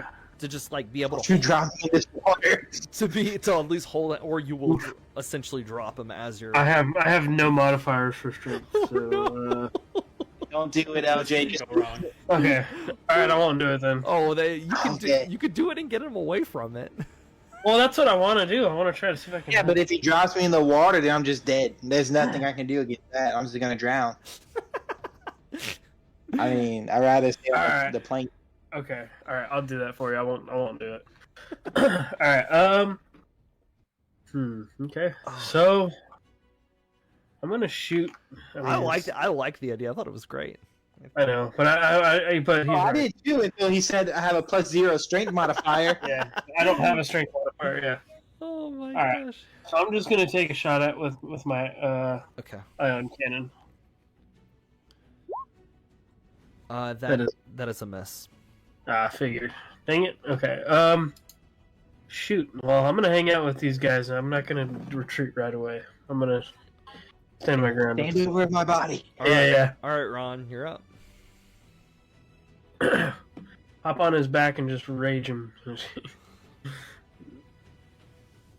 If it wasn't for the fact that his back was partially submerged in water, That's I true. might. Well, actually, He is close enough now for me to. that makes me wonder. I probably have some kind of like protection against this stuff, or not protection per se, but probably less of. I'm less prone to be affected by what it is. I am still technically within range of him. It looks like physical melee range, so that's the important part. Yeah. So let's. You can scoop on over to the other side of me too, if need be. That's true. That's true. I could do that. I can just All I grab know it. is that this barge is coming down like next turn. That's all I can see happening right now. Yeah, and I want to be as close to a sandbar as I can. So this sounds like a much better idea. So yeah, there, and then rage pump it up and recklessly go after him. He rages. See, you guys, Yeah. you guys used all your good rolls already, man. I know. All right, Does 15 so hit? 15 is a hit. Yes, Okay. Oh, good. that's Wow. a really sad hit, but it's a hit. My weapon roll was a 1. Okay. It was a 1d12, and I rolled a 1. All right. So it yeah. You do whack it. You like whack with your originator. As you're a hulky goop. All right. Is there anything else, Ron, that you want to do? That's my movement, bonus, and action. Okay. Next up is Ezra. Okay, I'm gonna use my regular hex on this thing. Ignore the roll there. And then I'm gonna shoot at it with my pistol. Yeah. I'm gonna move over here so I'm like more on land too. There you go. So I crit on a 19 or 20. Let's see what we get. No, not that. Oh no! Oh my gosh. And that's my turn. That's like a stormtrooper level of aim right there. Oh my god. Wait, what did you use now? My pistol is technically Oh. I reflavored it as my pistol. Wait, did you roll? Oh wow. Yeah, he rolled a We got a crit. 1. Oh my gosh. Well, if it's your pistol, is that what It's that my is? pistol. It's my dad's pistol. Your pistol does Your dad's pistol the sucks. exact same thing that Toro's pistol did earlier because of, I guess, the water damage and the damage that it sustained in space. Right? You go to fire it and it jams up on you and it just like Oh. it completely just like falls apart in your hand. You still have it, like it could be fixed, but it's broken. Rough. Laser Dang. pistols and water don't mix too well. I guess. Okay, so the Aboleth is up. It is We're all going down with this barge, guys. it is gonna take a strike at the barge on its attack. Figured. It's staying in this area, but it's gonna take a hit. And so I'm gonna roll an attack, and I'm gonna roll it against the barge, and I'm gonna say I'm gonna do just a regular strike, and I have to get at least. I'm gonna say it's broken pretty bad, so I think 15 is pretty fair. No modifiers on that. Well, actually I have a strength modifier, so all right, let's see how this goes. Go for it. The barge is destroyed with a 24. Dang. Okay, yeah. This is so it has disadvantage my hex. Ooh. Oh, okay. You're right. Ron is. Ron My is gonna second be roll here. is a 23. Dang it. He tried, guys. He tried. So you guys are now in the water and you're just floating. Toro, your body, I'll say you float on your back. So You ended up in the water anyway, You're- Toro. yeah, you're floating, but you're unconscious floating Poor, in the poor water. Ron is. Mechanical legs shoot out a little like Little propellers. Little.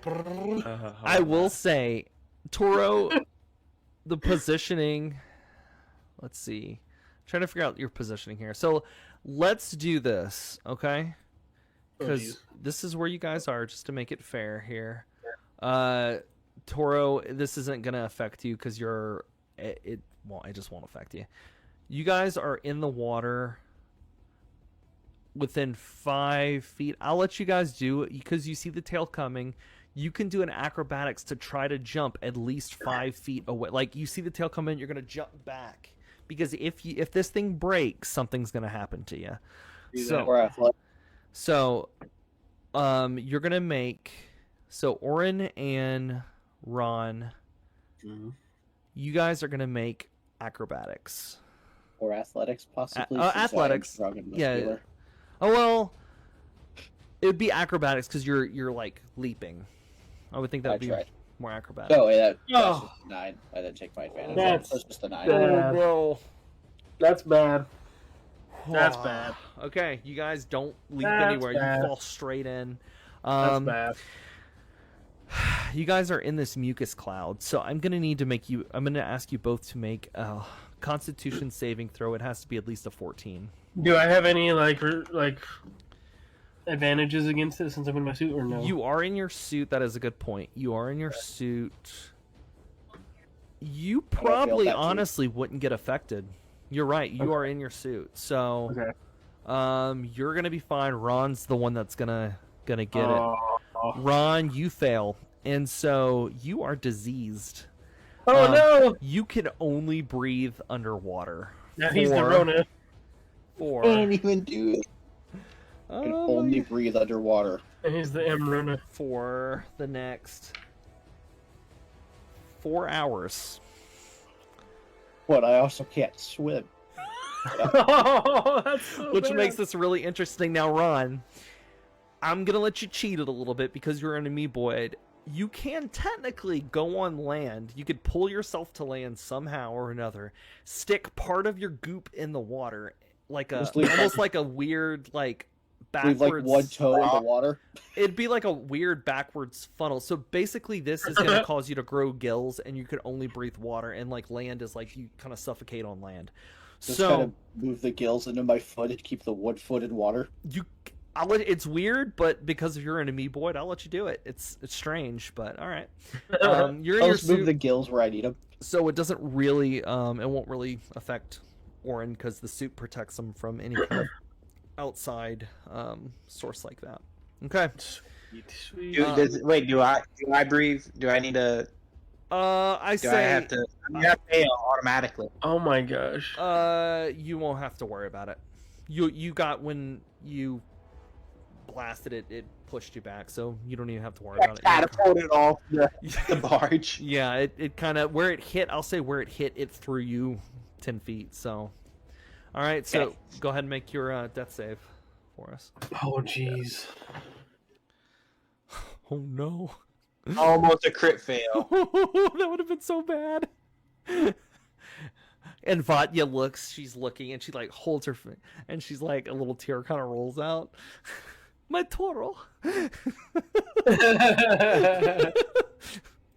All right. You ain't getting up this land. All right, Orin, you're next. All right. This is all sorts of bad, guys. This is okay. I'm gonna take another shot with my ion cannon. Well- Since the theme of this podcast Yeah. that we die like Well, every single time. die repeat. Live, die, repeat. I'm Tom Cruise. Yeah. Now, guys, typically this thing has a challenge rating of like 10, but I've lowered it enough to where you guys can beat this. I believe in you. You could do Okay, it. let me roll another D6. It has very low health and lower AC, so you guys Oh. got this. That's it. Okay, that's fine. Woof. Was the first one a hit, LJ? That was a 19. Okay, yeah. And then I figured that was a hit. is that Five. Five. Okay. 5 points of damage. Okay. You did give this thing some damage, so it is hurting. Let me check and I need to see if my overcharge is limited at all. Okay. All right. But okay, let's see. Ron, you are currently floating in the water. You're trying to hold yourself together because you're in water. Oh, cool. There's no limit for it. It just says once on each of my turns. Sweet. And you could try to use your movement speed, but you're gonna have to pull yourself to some kind of land soon. And take Toro with you somehow. Yeah, I can hardly hold myself, let alone somebody else. I'll distract this thing. I can barely hold myself together, let alone somebody else. I'm gonna say, Ron, to make it fair, with it when you're in water because of like your skin and stuff, it's gonna double, like your movement speed's gonna be like halved. Difficult terrain. So it's harder for you to move. That's kind of the disadvantage of being a goop in water. Full terrain. Okay. Or do you have enough movement to make it? Nope, that's where difficult terrain gets me. I should have moved, but oh well. Come at me, bro. Is there anything else you want to do? You're still within 5 feet of it because you just kind of moved around it. So Yeah, I will. Actually, yeah, I can still reckless attack it, and my disadvantage for being in the water my advantage will negate that, so it'll just be a flat roll. that is nice. You guys were rolling so good against the really easy stuff. I know. Well, let's frenzy against him too. Ooh. All right. Oh. Wow, Oh, jeez. That's bad. Oh my gosh. it's very bad. Oh. Wow. Oh my gosh. Okay. That's so bad. Again, Your wrenchinator, as you go to swing, your wrenchinator actually slips out of your hand because you're trying to hold yourself together, and it floats. Butterfingers. It floats. Your Floats. originator is actually just kind of floating away to the edge of the dome. It's up to this point, it's at least a good 10 feet away from you. Oh no. It floats though. It floats. That's hilarious. That's hilarious. It'll float. Well, okay. Big the- piece of metal. Well, the water.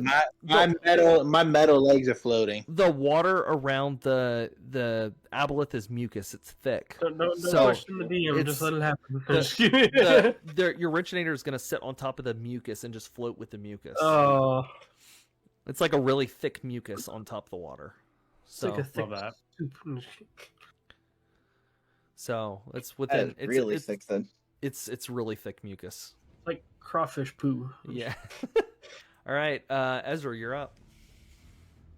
Since literally nothing else is working for me, I'm just gonna go smack it with the mop. When nothing else fails, mop it. Just mop it.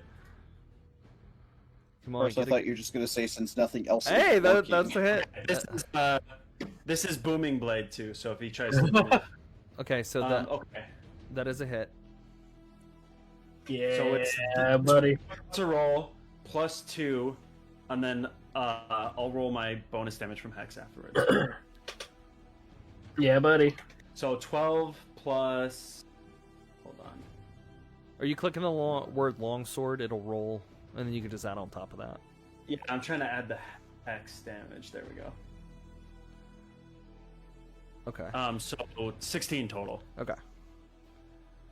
You. And that is my turn. I can't believe the mop is actually doing its job, but you are You are doing the most damage. you are like swinging this thing, and it just like apparently god aboleths are not good against and that's the little G god. We're a Christian podcast. So This it's is the like- little it's- this is the little G god. It's not good against the big M. Yeah. So you take a swing on this thing, and it slices it pretty bad. It gives it a good gash. It takes a good amount of damage. Yeah, buddy. It's going to retaliate on you, however. Oh no! If that's the end of your turn. No. Uh, That's good. take one of the Better than me. tentacles. And 15. Does that hit? Yep, that's my armor class. Oh no! All right. No. 10 points of damage, and then roll a It could be worse. Constitution saving throw. Well, that's the worst part. A DC 14.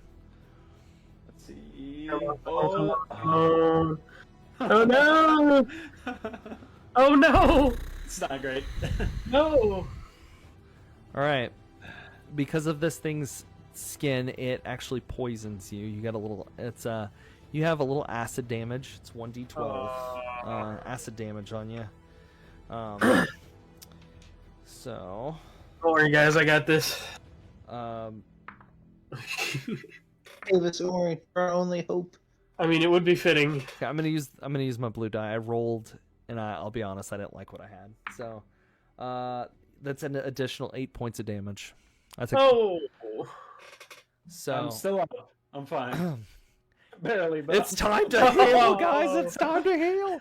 All right, Toro, Dang. death save. Oh, jeez. Save, okay. All right. Almost You need up. one more, I think, right? One more. Okay. Yeah, Oh, I you got 2 passes? Okay. had 2 passes and a fail. Woo! Okay. Orin, you're up. Alrighty, I'm gonna float on this way a little bit. Are you within 5 feet? You're within 5 feet. This thing is huge. I am. Okay, so it's gonna take an attack of opportunity against you as you move. Yeah, I am. And he's still touching it though. I'm sorry. Oh wait, you're moving to the island? I just want to move like a little bit out of the way, like right here. Okay. Yeah, it hits you. Oh my gosh. I wanted to go like this. It's is what I a wanted to do. 24 to hit. Oh, jeez, yeah, that hits. Boy, it's slapped. Moving was not the 12 brightest idea. 12 points of damage. 12? Oh, shoot. I roll. Dang. I'm getting really good rolls. Oh my gosh. Okay. It's really funny. Once when my computer freaks out. Yeah. Okay. Ezra took all the good rolls when the freak out happened. You know what I'm gonna do? I'm gonna use my greater potion of healing. What is that roll again for the greater Let's potion? see. 4d4. Let me double check. I have it pulled up. Potion of healing greater is 4d4 plus 4. Ooh, yeah, baby. I want to remind you, Ron, that you still have that liquid. Plus You four? still have that vial. Yeah. I think this is gonna be good. I haven't taken damage yet, but it's not like I could do much, so it might be a good time. All right. Okay. So I did that right. Yep, that was your action. Oh yes. Is there anything else you want to do as a bonus action? You got all 4. 1, 4, 3, 2. That's great. Okay. Wait. Oops. Oh, cool. All right. Okay. Gosh, I don't think I can do anything as a bonus action besides my grappling hook. Okay. Can you pull yourself to the land better? Yeah, I guess I could try that. Yeah, I want to use my grappling hook to pull myself to the Okay, that's fine. to the. Okay. The grapple So I is gotta- your bonus, so. All right. Ron, you're up. I kind of left you guys out in the distance there, but I My think poor body's just So floating. let's move a little bit more. we'll be all right. Mostly on land, but mostly down the water. I was going to attack there, but I chose not to, and I'm glad I chose not to. And I think he's going to get a fun attack of opportunity. It depends on what you want to do first. But I was moving out of the way first. You have that. You do have that vial. Yeah, I'm going to do that. I'm just moving out of the way first. Heavily hinting you use the vial first. Okay, pop the vial. Pop the vial. This is the DM doing a wink, wink, wink. I mean, if you could move if you want, but I'm heavily Pop the winking. vial. Okay, so you pop the vial, and you look, and your kind of reddish green skin actually becomes clear. You become, what is it? Transparent. No, you're in like you're see through. Fun. So So magic sunglasses on. you are basically invisible right now. You're just like the color in your body drains, and it's like see through. So yeah. Yeah. That's cool. Now that's a much better time to get. That's dope.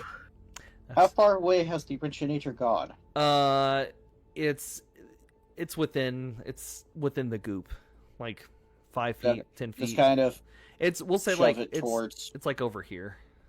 Okay. Oh, that's opposite direction than where I wanted to be. That's fine. It's kind of That's fine. it floated this way. It kind of floated like it was right here, and then it kind of floated down. Okay. But it's staying like in the mucus.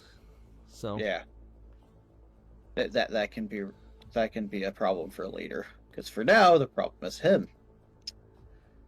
Well, at least I'm out of the mucus. Stand up, because I didn't have to go very far to get here, so I still have half my movement to stand up.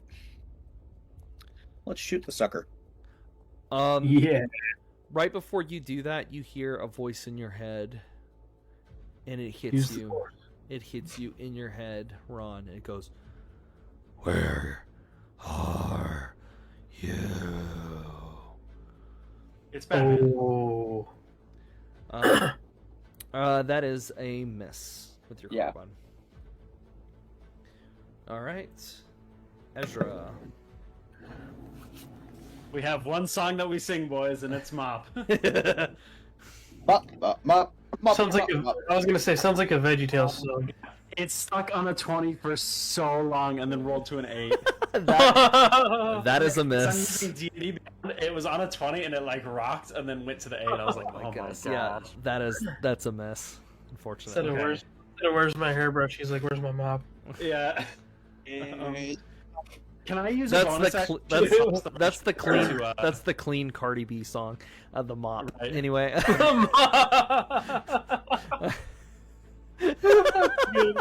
All right. Sorry, Jared. I threw him off there. Can I throw the originator to Imran as a bonus action? Sure. That's Okay. fine. Yeah. You don't know where he is though, so Okay, good point. you could. I'll say you just kind of toss it and it lands. We'll say you toss it and it lands like right because you have no idea. You just grab it and you throw it, and it hits over there. Now, are you going into you're diving into the mucus, right? Because it's in the mucus. If I can reach it, it's right here, isn't it? Yeah, but you're going to be reaching within the mucus. But nah, then I'll leave it alone. Okay. I'm not messing with that mucus. Yeah, I would not. All right, it is the Aboleth's turn. Come at me, bro. And he is going to make a strike. Oh, Let's make this interesting. I will say No. he doesn't know where Ron is, and he just assumes he does have his sight. So I know it kind of like the token's a bad example, but his head is actually, we'll say his head is actually right here. And this is his backside. So he sees that Orin's moved, and he's going to start to move away. Yeah, buddy. He doesn't know where Ron is. He's kind of swinging his tentacle, slap in the water as he goes, but because he doesn't know. He kind of pushes. You get pushed, Toro. You're closer to the sand barge now. Push by the week. What is this? Let me see. Opportunity attack as he leaves. Yes, you can take that. Let me see what his movement from here. He'll be able to reach you, Toro. I think, is it the second attack, Ezra? We'll say the second attack. It hits. Yeah, the first attack was from my last turn. Woo! Okay, yeah, that is a hit. And then the 1d6. Oh, wow. Attacks. He moved a lot. Come on. He has up to 40 swim feet. Yeah, look, he did max damage. All right, That's wild. what's total damage? what's your total damage? 18 is the total damage. That freaking mob, dude. I made him to be a gunslinger, but I think I'm just keeping the mop. Mop So slinger. apparently, Yeah. your freaking mop just tears a big chunk into him. He is hurt very, very bad. Let's go. He looks at and he feels the pain, and he goes. Let's go. He sets his sights on Orin, and Orin, I'm going to. He glances in your face. Orin, I'm gonna need you to make Oh a crap. wisdom saving throw of at least 14. Oh no. Oh no. No. You look into his eyes, and he enters your mind, Toro, and now he is in control of you. The same thing that he did to Vatya's father, the other Nautilin, he has done to you. Maybe Nautilids are just prone to such things. All right, Toro, you're up, and now you are enslaved by his. No, not me. Orin. Yep. All right. Orin's enslaved. Orin's Yeah. enslaved. I said Toro. Orin's enslaved. Okay. Yeah. Yeah. Okay then. I'm alive. All right, you're floating there. Are you? I think you're still. Are you up with one? No, it's at the end of my turn, so I'm I open my eyes and I'm just. You're floating. Your head's hitting the I'm sand. floating. Oh, Yeah. dude, it would have been so epic if I was able to shoot him before he. You can shoot me now. No. I mean, if I was able to shoot the aboleth before he mined. Why is he shooting Toro? All right. Okay. So the aboleth turns. He just turns around. I'll say that he did that on his turn. Orin, you are next. The aboleth speaks into your head, and he tells you he wants you to find the hidden one. Okay. I'll try. So you can Alright. just use your movement to swim as far as you Yeah. can go. Let me check my movement speed. Fine. 30. Find the hidden one. There he goes. Wow, I can move 30 feet Okay. from here. Jeez, that's a lot. Whew, are we going by actual 30 feet? Yeah. Dang, I guess it makes sense because I'm in my suit, but This is not a huge bubble dome either. It's we'll say I go all the way over here. Just because I don't know where he's at yet, so I'm going this way. in Since fact- that's where he disappeared in at. fact, I'll actually kind of make it bigger for you guys. There it goes. Oh, nice. This is Fancy. the whole dome. This is as far as it extends. Oh my gosh. Kill him! All right. Hurry, kill him. All right. Ron, you're next. Let's pick up. Yeah. Oh, We're and doing a little that bit, pick up invisibility, Originator. Ron. I will say the invisibility lasts. It'll last up to 2 hours. So. Oh, Wow. good. So I'll be 2 hours visible, having to stay in the water. With one, you're still poisoned, so at least a part of you has to be touching the water at all times to be able to breathe. Well, I could hold my breath I and was so run lined up. originator, so I at least have it in case he comes back before I shoot him again. Okay. Or at least attempt to shoot him again. That is a miss. Yep. That's my Jeez. normal. All right, Ezra, you're up. All right. Let's do something here. What up, Infinity Bros? Sorry if I missed that earlier. They're the worst. Don't even. Don't even acknowledge. They suck. All right. I mean, mop, right? Dude, if your mop, your mop is gonna win this thing. Oh, 15? I assume that does not hit. 15 does indeed hit. Dude, I don't know what is up with this. Oh, so you swam in the. What's your swim speed? My speed is 30. 30. I just picture Ezra being a straight gangster with that mop. Yeah, my disadvantage. Twirling that Water. thing. Oh my gosh. Yeah, you do have disadvantage in the water. Okay, hold on. Let me redo this then. Ignore all those rolls. Okay. 16. Yeah, even better. Yeah. So do not ignore Take this. Yeah. Take those rolls. So give me your total damage. 9 plus 2, 11.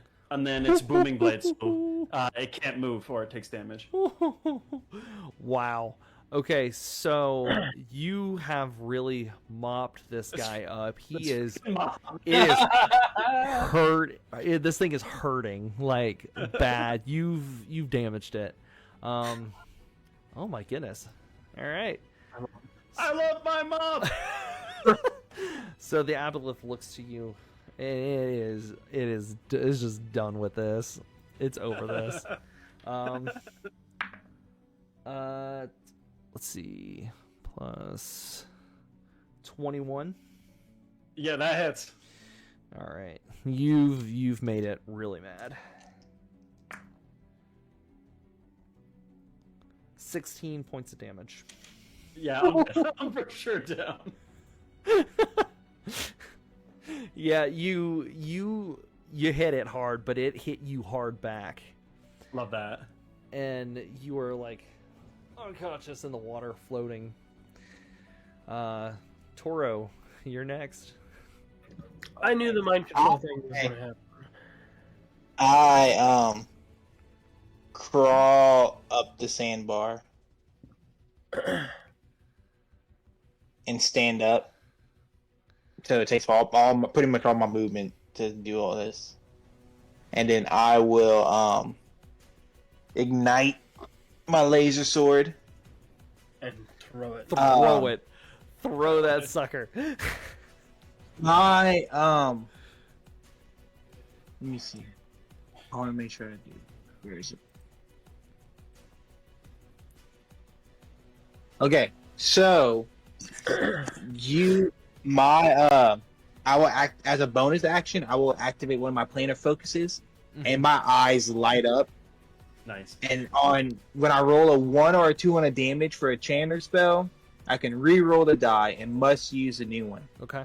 And I take the sword and I click a button and I slice it, and I cast Magic Missile. All right. So it's 3. So that's perfect. All right. So it's going to be 3 for how many darts is it? I think it's 3 darts, right? Hold At on. level 1. Hold on. Yeah. Tell us how you kill it. Yeah, Okay. I'm like, dude, that's epic. I'm huffing and puffing because I'm like barely on my feet with 1 HP. so epic. And I'm like, first guide me, and the darts fly out of the sword, and then I fall back over. He That's so dark he, skill. he Grogru's. Yeah, pretty much. Yeah, the verse picked me up enough to fight it, and I collapsed again. That's so cool. And it looks at the missiles, and it's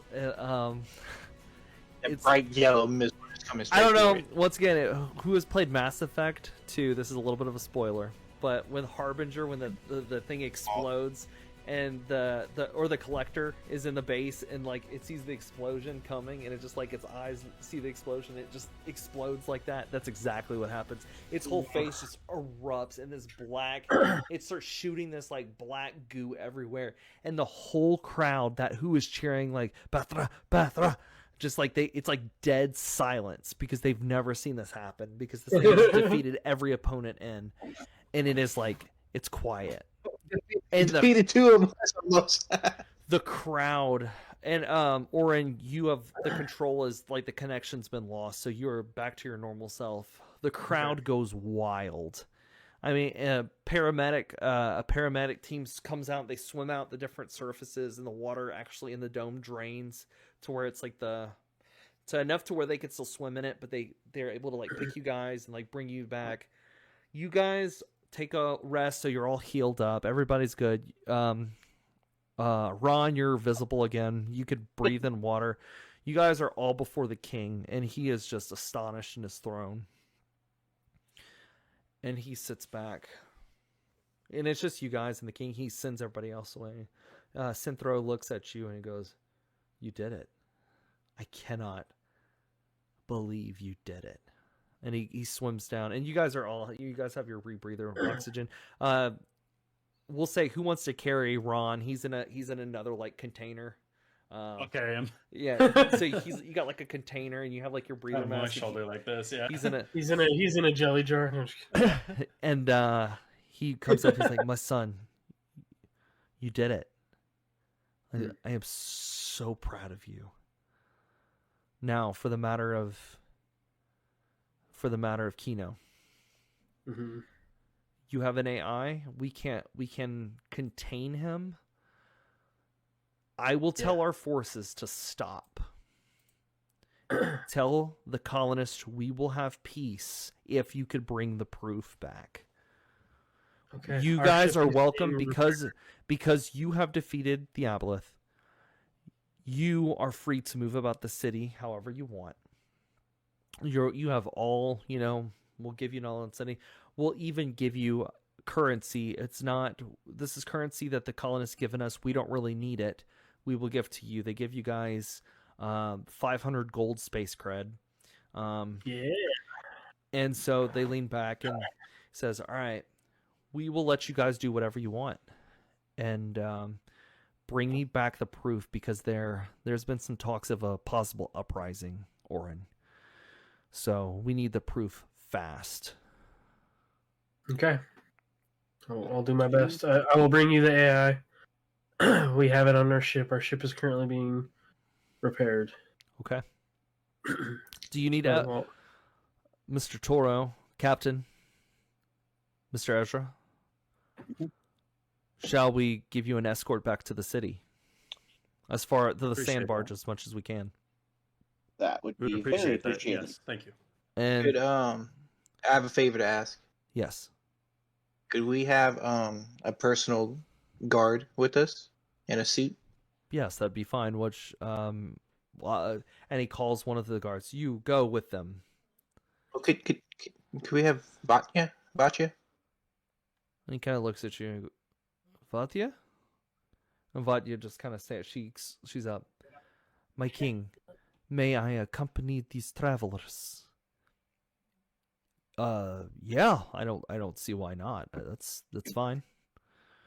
Perfect. And so Vatya accompanies you, and you guys are in this like little think of the same kind of ship from Star Wars with the Jar Jar Binks has this little like those little ships that Obi-Wan and Qui-Gon drive. You guys are basically one of those, and you guys get back to the sand barge, and above you guys is Shepherd City. Is not too far away, and there's the truck parked, and Vatya pops out the water, and she just looks at John, who's there. You guys' cowboy friend, who's one of the part of the JDF, the June Defense Force, and he kind of kneels. He kind of gives her the glance, and the soldiers pop their weapons out and they're like aiming at Vatya, and she like puts her weapon down, and John kind of looks at you guys and stand down, boys, stand down. And so they kind of put their weapons down. You guys, John comes up, Toro, to shake your hand. Captain. Yeah. And he looks at the jar, and he undoes the jar and lets you out. Ron. You boys made it all right. Barely. We're here. I tell John that tell your leaders the war is over. The Nautilids are done attacking. Jacobs is gonna want to answer this. Hans, we'll let him know. Y'all want to get in a truck, and we'll head on over there. Let's go. All right, so you guys get in the truck. You guys head to Shepherd City, to the capital. Is there anything before we talk to Hans, Jacob? Do you guys want to stop anywhere? Any shops? Anything like that? I need to look at what they have. I need to get a new pistol potentially. Okay. Yeah. You guys are welcome to go to any of the shops on the planet. Here, I get a shield.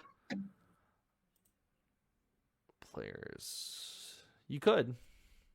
I need a shield and I need my pistol fixed. Okay, let me pull it up. Actually, I don't even know if I need my pistol fixed. They could repair your pistol. It'll be, we'll say, 30 gold space cred. I'll just get my pistol fixed as well. Okay, 60 gold space cred to fix both pistols. And then how much for a shield? We have 1,000 in the ship fund, so I'm just gonna take it from that Okay. to get our gun. Somebody place. keeping track of ship funds? Who wants to be the ship's treasurer? I have it right there. Okay. I have it. You want a shield? Let me see how much a shield is on our handy dandy guide here. I'll say a shield if you want like a hollow shield. That would go over. I'm not actually seeing one here in the guidebook. We'll just do a shield would be probably about 250. 250. Remember, it's the slow knife. 50? I'll give you a shield for 250. Gold space cred.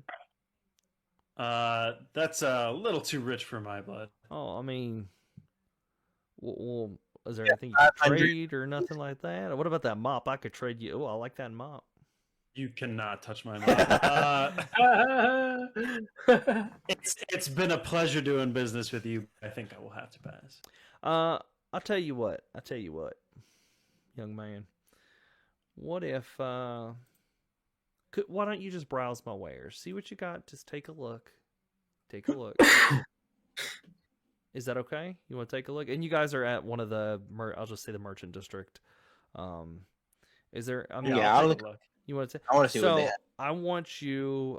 You could just do a perception roll for me. Everybody could do a perception roll, and I could kind of tell you if anything stands out for you. Ezra, there's something really special that stands out. You notice on one of the tables there is a magnet. It looks like an attachment that would fit perfectly for your hand. Ooh. You can calibrate. How much for this? How much is this? This thing over here? That old piece of junk? I don't know, like 15 gold space cred, I guess. I mean that's a piece of junk. Yeah, I mean, I'll take it off your hands for 12 if it's such a piece of junk. 13? 11 it is. 13 it is. And he has a gold tooth. He shakes on it. All right, 13 gold space cred. You have a magnet. Now, do you have any tech abilities? Because if you don't, you have to figure out somebody to install it. Which, if you ask nicely, Orin might be able to. I have a +1 to tech, but yeah, Orin probably be better at that than me. Okay. Now, this suit, you can calibrate it. You can calibrate it to where it can only do one weapon at a time. So if you leave a weapon sitting on whatever, like you could leave a weapon sitting down, you walk away, you can actually summon the weapon to your hand using the magnet. But it only works with one weapon. It's like a little piece that you put on the weapon itself, like a little magnet piece, and they work together. So you're on your mop. You could totally do your mop too. So it's funny because I actually have one of the features of the Hexblade is you can make your weapon appear and disappear, at will. You can just summon it to your hand. What is it? The kid with the broom in The Last Jedi? Yeah, so it already has that, but I'm gonna put it on my pistol so I can like grab my pistol. Okay. I'll say with that roll, Toro, there's really not too much that stands out, but there is a trinket. There is one trinket that it is this like beautiful like glass trinket that it's aqua and it looks like mini fish are swimming in it, but it's not real. It's like a holographic like trinket. It's really beautiful. So there's that. There's a lot of like random your standard typical weapons. Yeah. That trinket does stand out to you. That's really the big thing. There is like you do notice, I will say you do notice in one of the little boxes you open it up and there's a roach, which if you guys remember from the first session, roaches are those illegal creatures that you can chew. So there is one of those as well. Yeah. I look at them, and I look in the box, and I look at the trinket, and I say, I'll take the trinket for free because I won't turn you in for the roach. Oh, and he kind of looks at it. Nice. He grabs the box. Well, actually, do an intimidation. Let's do an intimidation roll. I'll make you roll. Are you intimidating? I'm assuming you're intimidating him. Yeah, I'll do intimidate. No, okay, I worded it wrong. I want to persuade him. I'll say like, I would love to have this trinket. Okay. But I also see that you have this roach. Okay. So to keep it to keep it level, I won't say anything about the roach if you let me have this trinket. Yeah, that's how about a couple silver pieces on top of that? Okay. It's a really nice trinket. You know what I mean? Yeah, I'm gonna minor illusion a badge on my chest and flash it real quick and be like, "You might want to take him up on the roach offer," and then roll for help my boy out here. I'll let you roll. Let's see if he believes. Deception. It's a bad roll. But and he looks at you. He goes and he touches. He's like, "That ain't real. We don't wear badges here, you fool." And the JDF don't work. Yeah, couple silver. Okay, deal. Okay, you transfer the silver space cred to him. It's like however many I said. 5? It's fine. Yeah, 5 silver. He gives you the trinket. It doesn't really do anything special as far as you know, but it's a good gift. So yeah, that's what I'm going for. So you guys want to head back to Jacob's place? Mm-hmm. Yeah, I guess we'll go there. Captain or Orin, is there anything you guys want to do? I'm good. Yeah, Okay. I'm good as well. So you guys head back up. You guys go back to the tower, and you're in front of Hans, he like just runs up, and he's so excited. He's like, "So I heard you guys made peace. That's awesome! I can't believe that. So a deal's a deal. I've had the boys. It's been a few days. We've been working on your car. I thought you guys were dead, by the way. And then Nope. Then the captain here disappeared, and all kind of stuff broke out. But I heard you guys made peace. Well, as promised, we have the Quesnel repaired. Now, I'll be a little honest. It's not exactly how it's not exactly perfect, but it'll fly. Into space. It will fly. And I look at Vacha and I say, Oh, Vacha's not with you. She's back in the water. She stayed behind. Okay. She can't come in the city right now. okay. Okay, good. That makes the gift even better. Okay.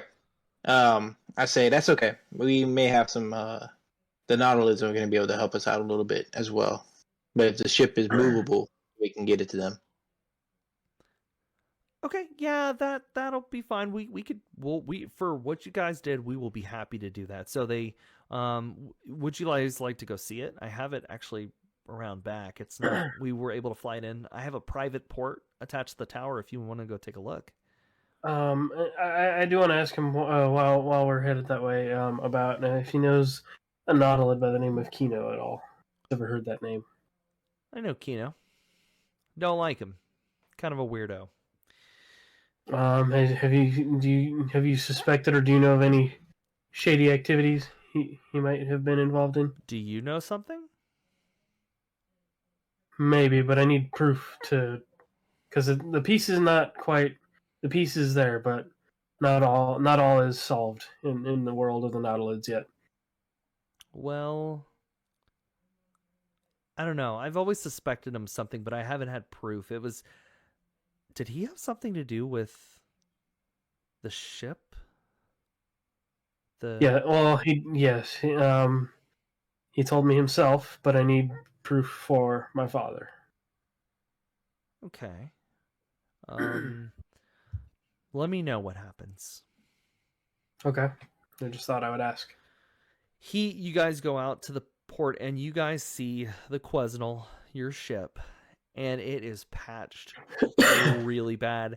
Once again, remember you guys asked me a while back, is this comparative to when the Mandalorian landed on the planet? And it's the same thing. They've patched it with just like whatever they could find. It's like it does not look like a beautiful ship. It is like it's patchwork. They just patched holes. It's more like the Quesna. Yeah, Was it ever a beautiful ship for us? It was a really nice ship. It was. I mean, it wasn't like the best looking ship, but it was a decent ship. It was solid, but it wasn't taped together. Yeah, for free. It was a good ship.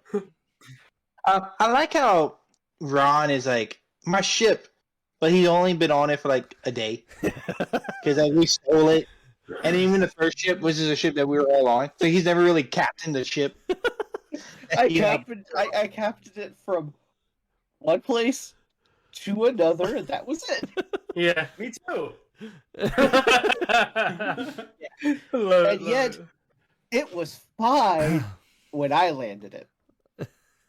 Oh, but that was a different. He has a point. he's So got a point. you guys are on the Quesnel. This is our captain general, Karen, not the captain of the ship per se. Karen walk up, like you hear ba ba ba ba, and like the ship glows. They added some cool neon. Check that out. And you guys hear Chef. He's like, "What's up, guys? Where you been? What's been going on?" Me and by the way, I overwrote Karen, so I deleted her code by total accident. So no more Karen, unfortunately. That's great. So yeah, you know what? I honestly just didn't want you guys to delete me. To be honest, Karen's the one that helped. He made second in command. Oh, by the way, how you doing? How you doing? Second in command copy of Ezra. How you doing? Doing great. More like myself. Thanks for asking. I actually might miss Karen, but I appreciate you. Chef. Oh well, she's a part of my code. She just won't talk anymore. And then I whispered to Ron, I'm like, we may want a second. We may want a different second in command, and you're the only one that can do that. I'm fine. I'm fine now. We're okay. Promise I'll do better. So, where you guys want to go? You want to get off this stupid planet, or? I need to take you. But we're not flying off this planet anytime soon. I mean, look in a mirror. We could kind of make it somewhat. We can't go far. It's not like we could jump. It'll take us a couple days to get places. We could fly, kind of. I need to take He you goes, with. kind of wink. Yeah, he said. Yeah, he said wink. I tell him I need to take you back down to see the Nautilids for a little while. I mean, I can't really go underwater, but I could find a sand barge near Nautilid City.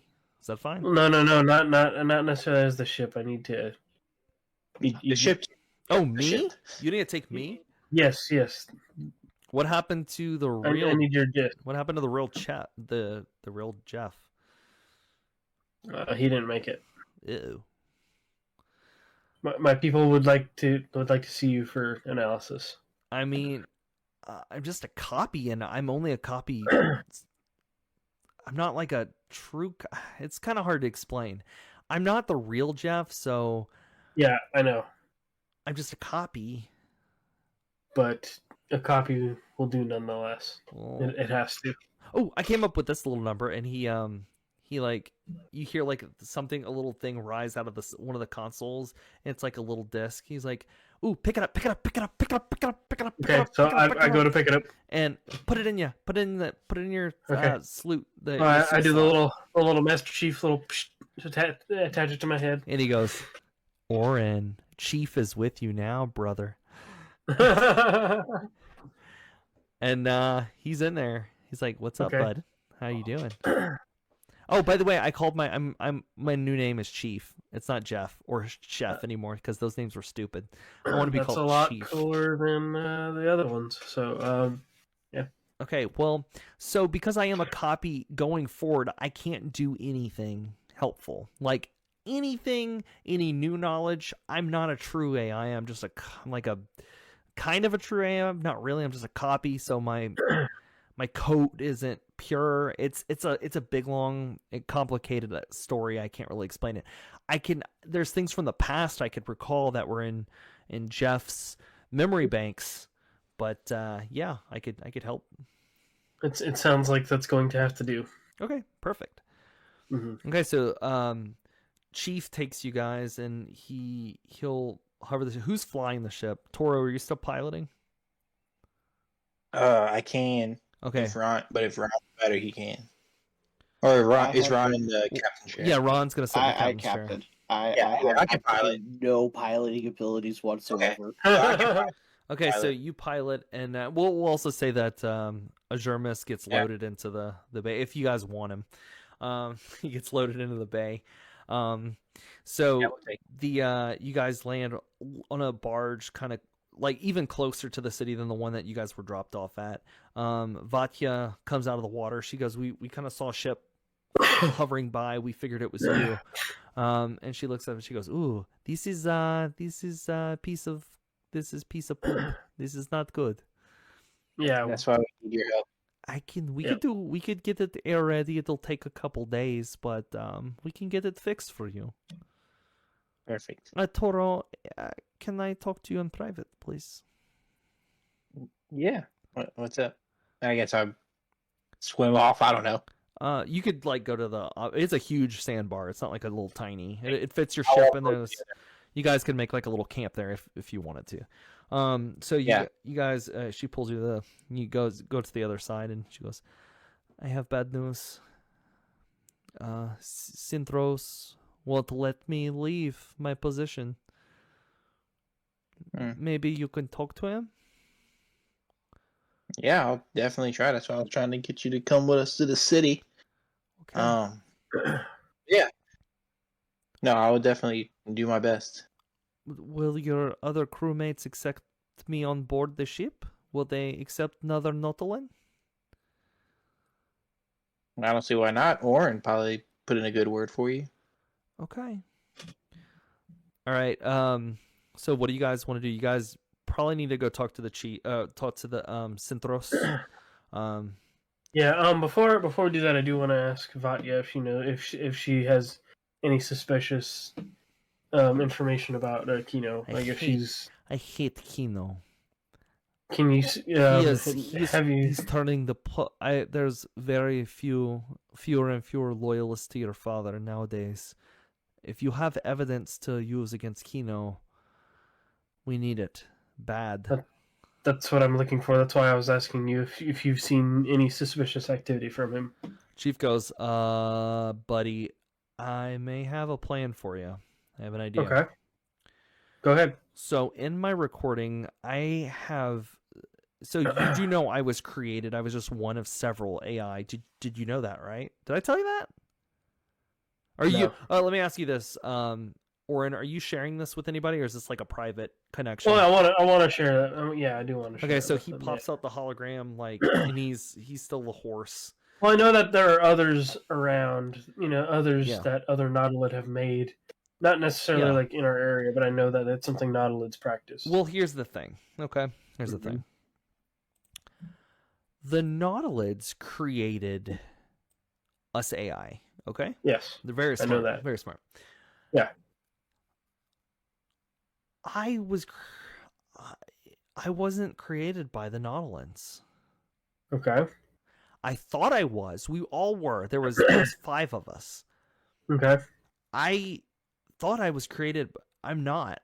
I was created by something else for a different purpose. But somehow the Nautilids got me. I don't know. Kino, I have recordings in some of my data logs, and he'll pull up the recordings for you. Okay. He sabotaged that ship with some of those AI.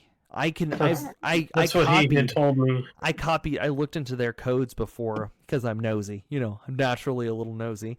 So I looked in some of their source code. They didn't like it, but I did it anyway because, I'm me. So I checked in their source code, and apparently those AI caused the ship to go out of course and hit those asteroids and crash. Okay. He programmed those to do that under his orders. Are those AI gone fully? As far as I know, they're gone. They were destroyed on the. They were destroyed. All the AI were on the ship together. Wait, what? Say that again. All the AI were on the ship together. Yeah, there was 5 of us. We each did different things. My role was navigation. That was my main part. The ship was so powerful. It was the first colonist and Nautilin venture, and the ship was a very strong. So they needed at least 5 AI to control different aspects of the ship. It was the first joint operation. They thought if they could do different AI to control different parts, it would be a more effective ship, more efficient. So there was one AI that controlled engineering, one that controlled. There was one that controlled life support, one that helped with any kind of medical support, because if you put too much on one AI on a ship that big, it won't function correctly. Right. We could only run so many algorithms at once. You can't divert power properly either without becoming efficient. Chief, I have another question. Yes. What exactly did the colonists contribute to the big ship? They provided most material and more infrastructure, where the Nautilin provided more of the technology. Okay. Nope, that sounds right. They provided the manpower. The Nautilin provided the knowledge. Yeah, we were the support in my in my experience. What up, co-op? Cool. Anyway, Chief, we need to take you to the king, and we need to not let anybody else know about this in his guard. He needs to see this for himself. So you guys, we could do that. So you guys go. We'll say you go to the king, and present the evidence. They immediately have Kino arrested. The evidence is presented. Chief broadcast to all Nautilin to show the treachery behind Kino. Kino is immediately arrested and sentenced to the arena. And he's going to lose because he's not a fighter. I'm glad I didn't have to. I was going to say, I'm glad I didn't have to fight him.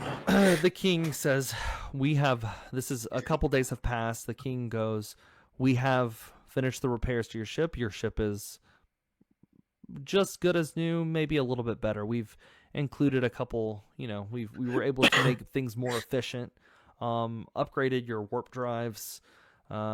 Everything should be good. My son, will you join me and stay here and help run this venture to promote peace? I could use your help. I have to go with my crew. I will spread the word that way. I understand. Which was my original mission. Vatya turns Toro and looks at you and doesn't say anything. Yeah. Just kind of gives you a glance. King, sir, yes. Would we be able to bring Vatya with us as well to help our endeavors? Vatya is my best guard. I can't just let her go. Unless you can convince me otherwise. I can't just let her go. She's one of my best. And Vatya looks at the king and just begs and says, hey, please, I can't. So, Your Majesty, I want to go. I want to explore galaxy. So I tell him, how about she is your personal liaison, that you have direct communication with her at all times. Use a persuasion, Orin. If you could persuade, Yeah. I'll let go. Get it. I'll see what you got. All right, I have no. He looks back.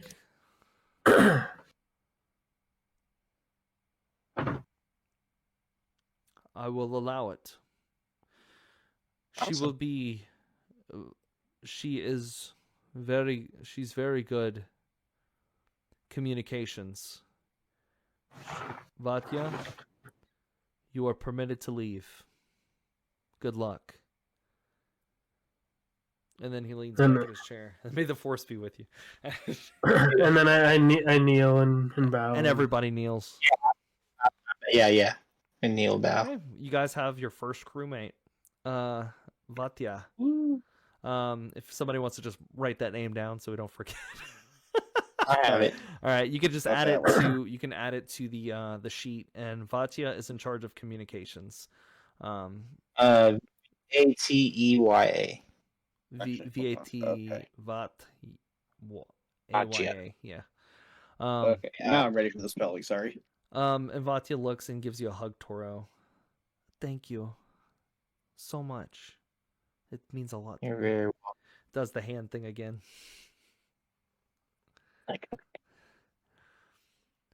Toro has unlocked more romance options. Yeah. Asya will remember this. Yep. We're definitely nerds. Okay. So you guys are brought back to your ship. Vatya is given a suit similar to yours, Orin.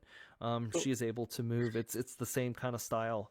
And she is helping prep the ship, and she's gonna work on any kind of communications arrays or anything like that within the ship.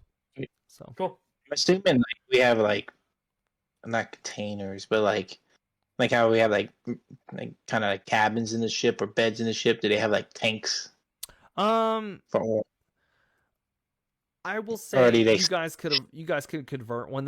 We'll say that the you request it, and the Nautilin are able to provide a couple tanks, one for Orin, one for Vatya.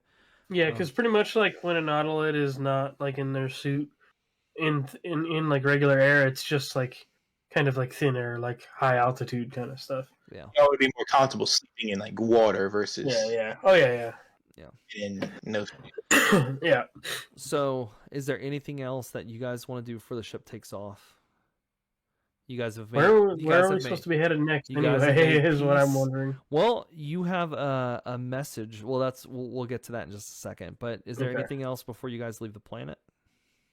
Is the little trinket I have? Is it magical or is it like mechanical? It is magical.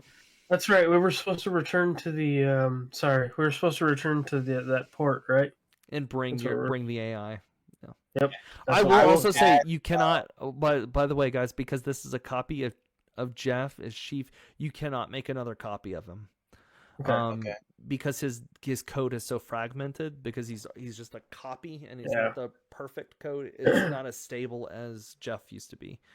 Yeah. And text talk, I'm sure that's, if you're into computer science or whatever, that's probably not the right thing, but it is in this world. So, anyway, Makes If sense. you'll let me, Caleb, I'll do a little bit of magicking on the trinket. okay.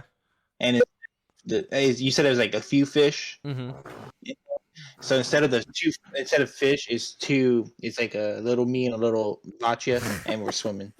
I like it. And you give it to her, and she's excited, and she gives you a hug. She's like, I love it. And she adds it to her suit.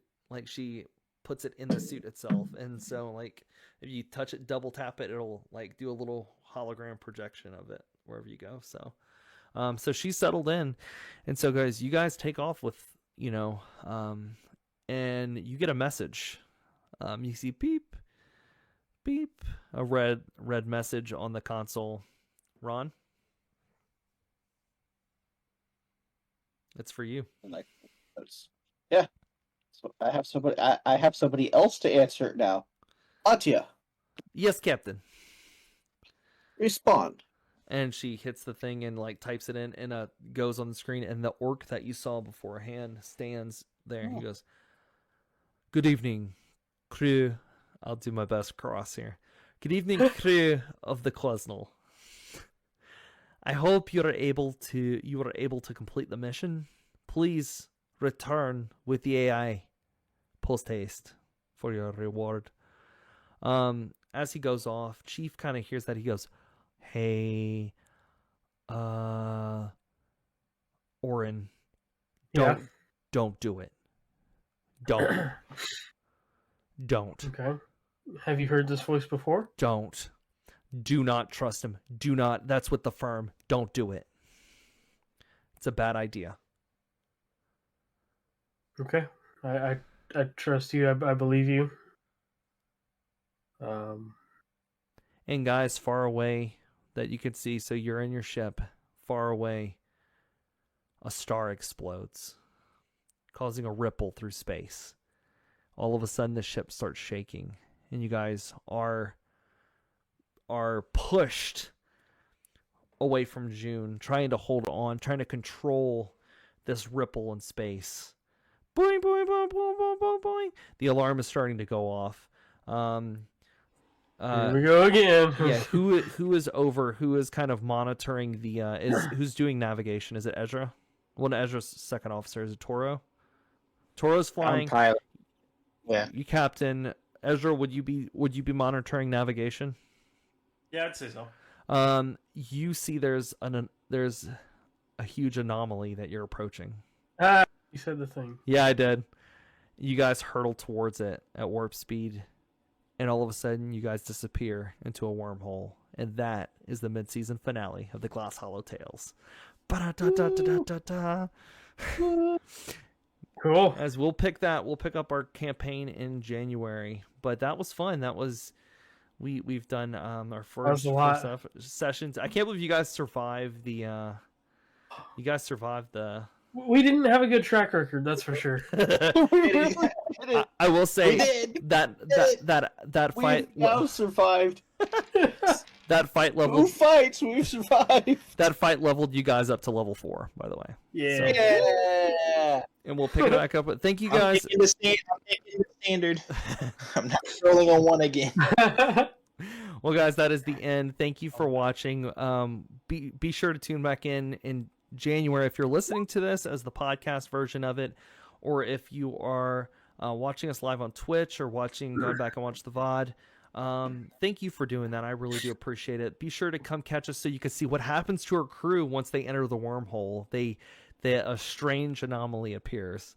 And I can't wait for our second part of this campaign. So that is it. You guys have a wonderful, blessed, and safe night. Thanks again, everybody. Love you. Stay safe. Stay nerdy. Bye.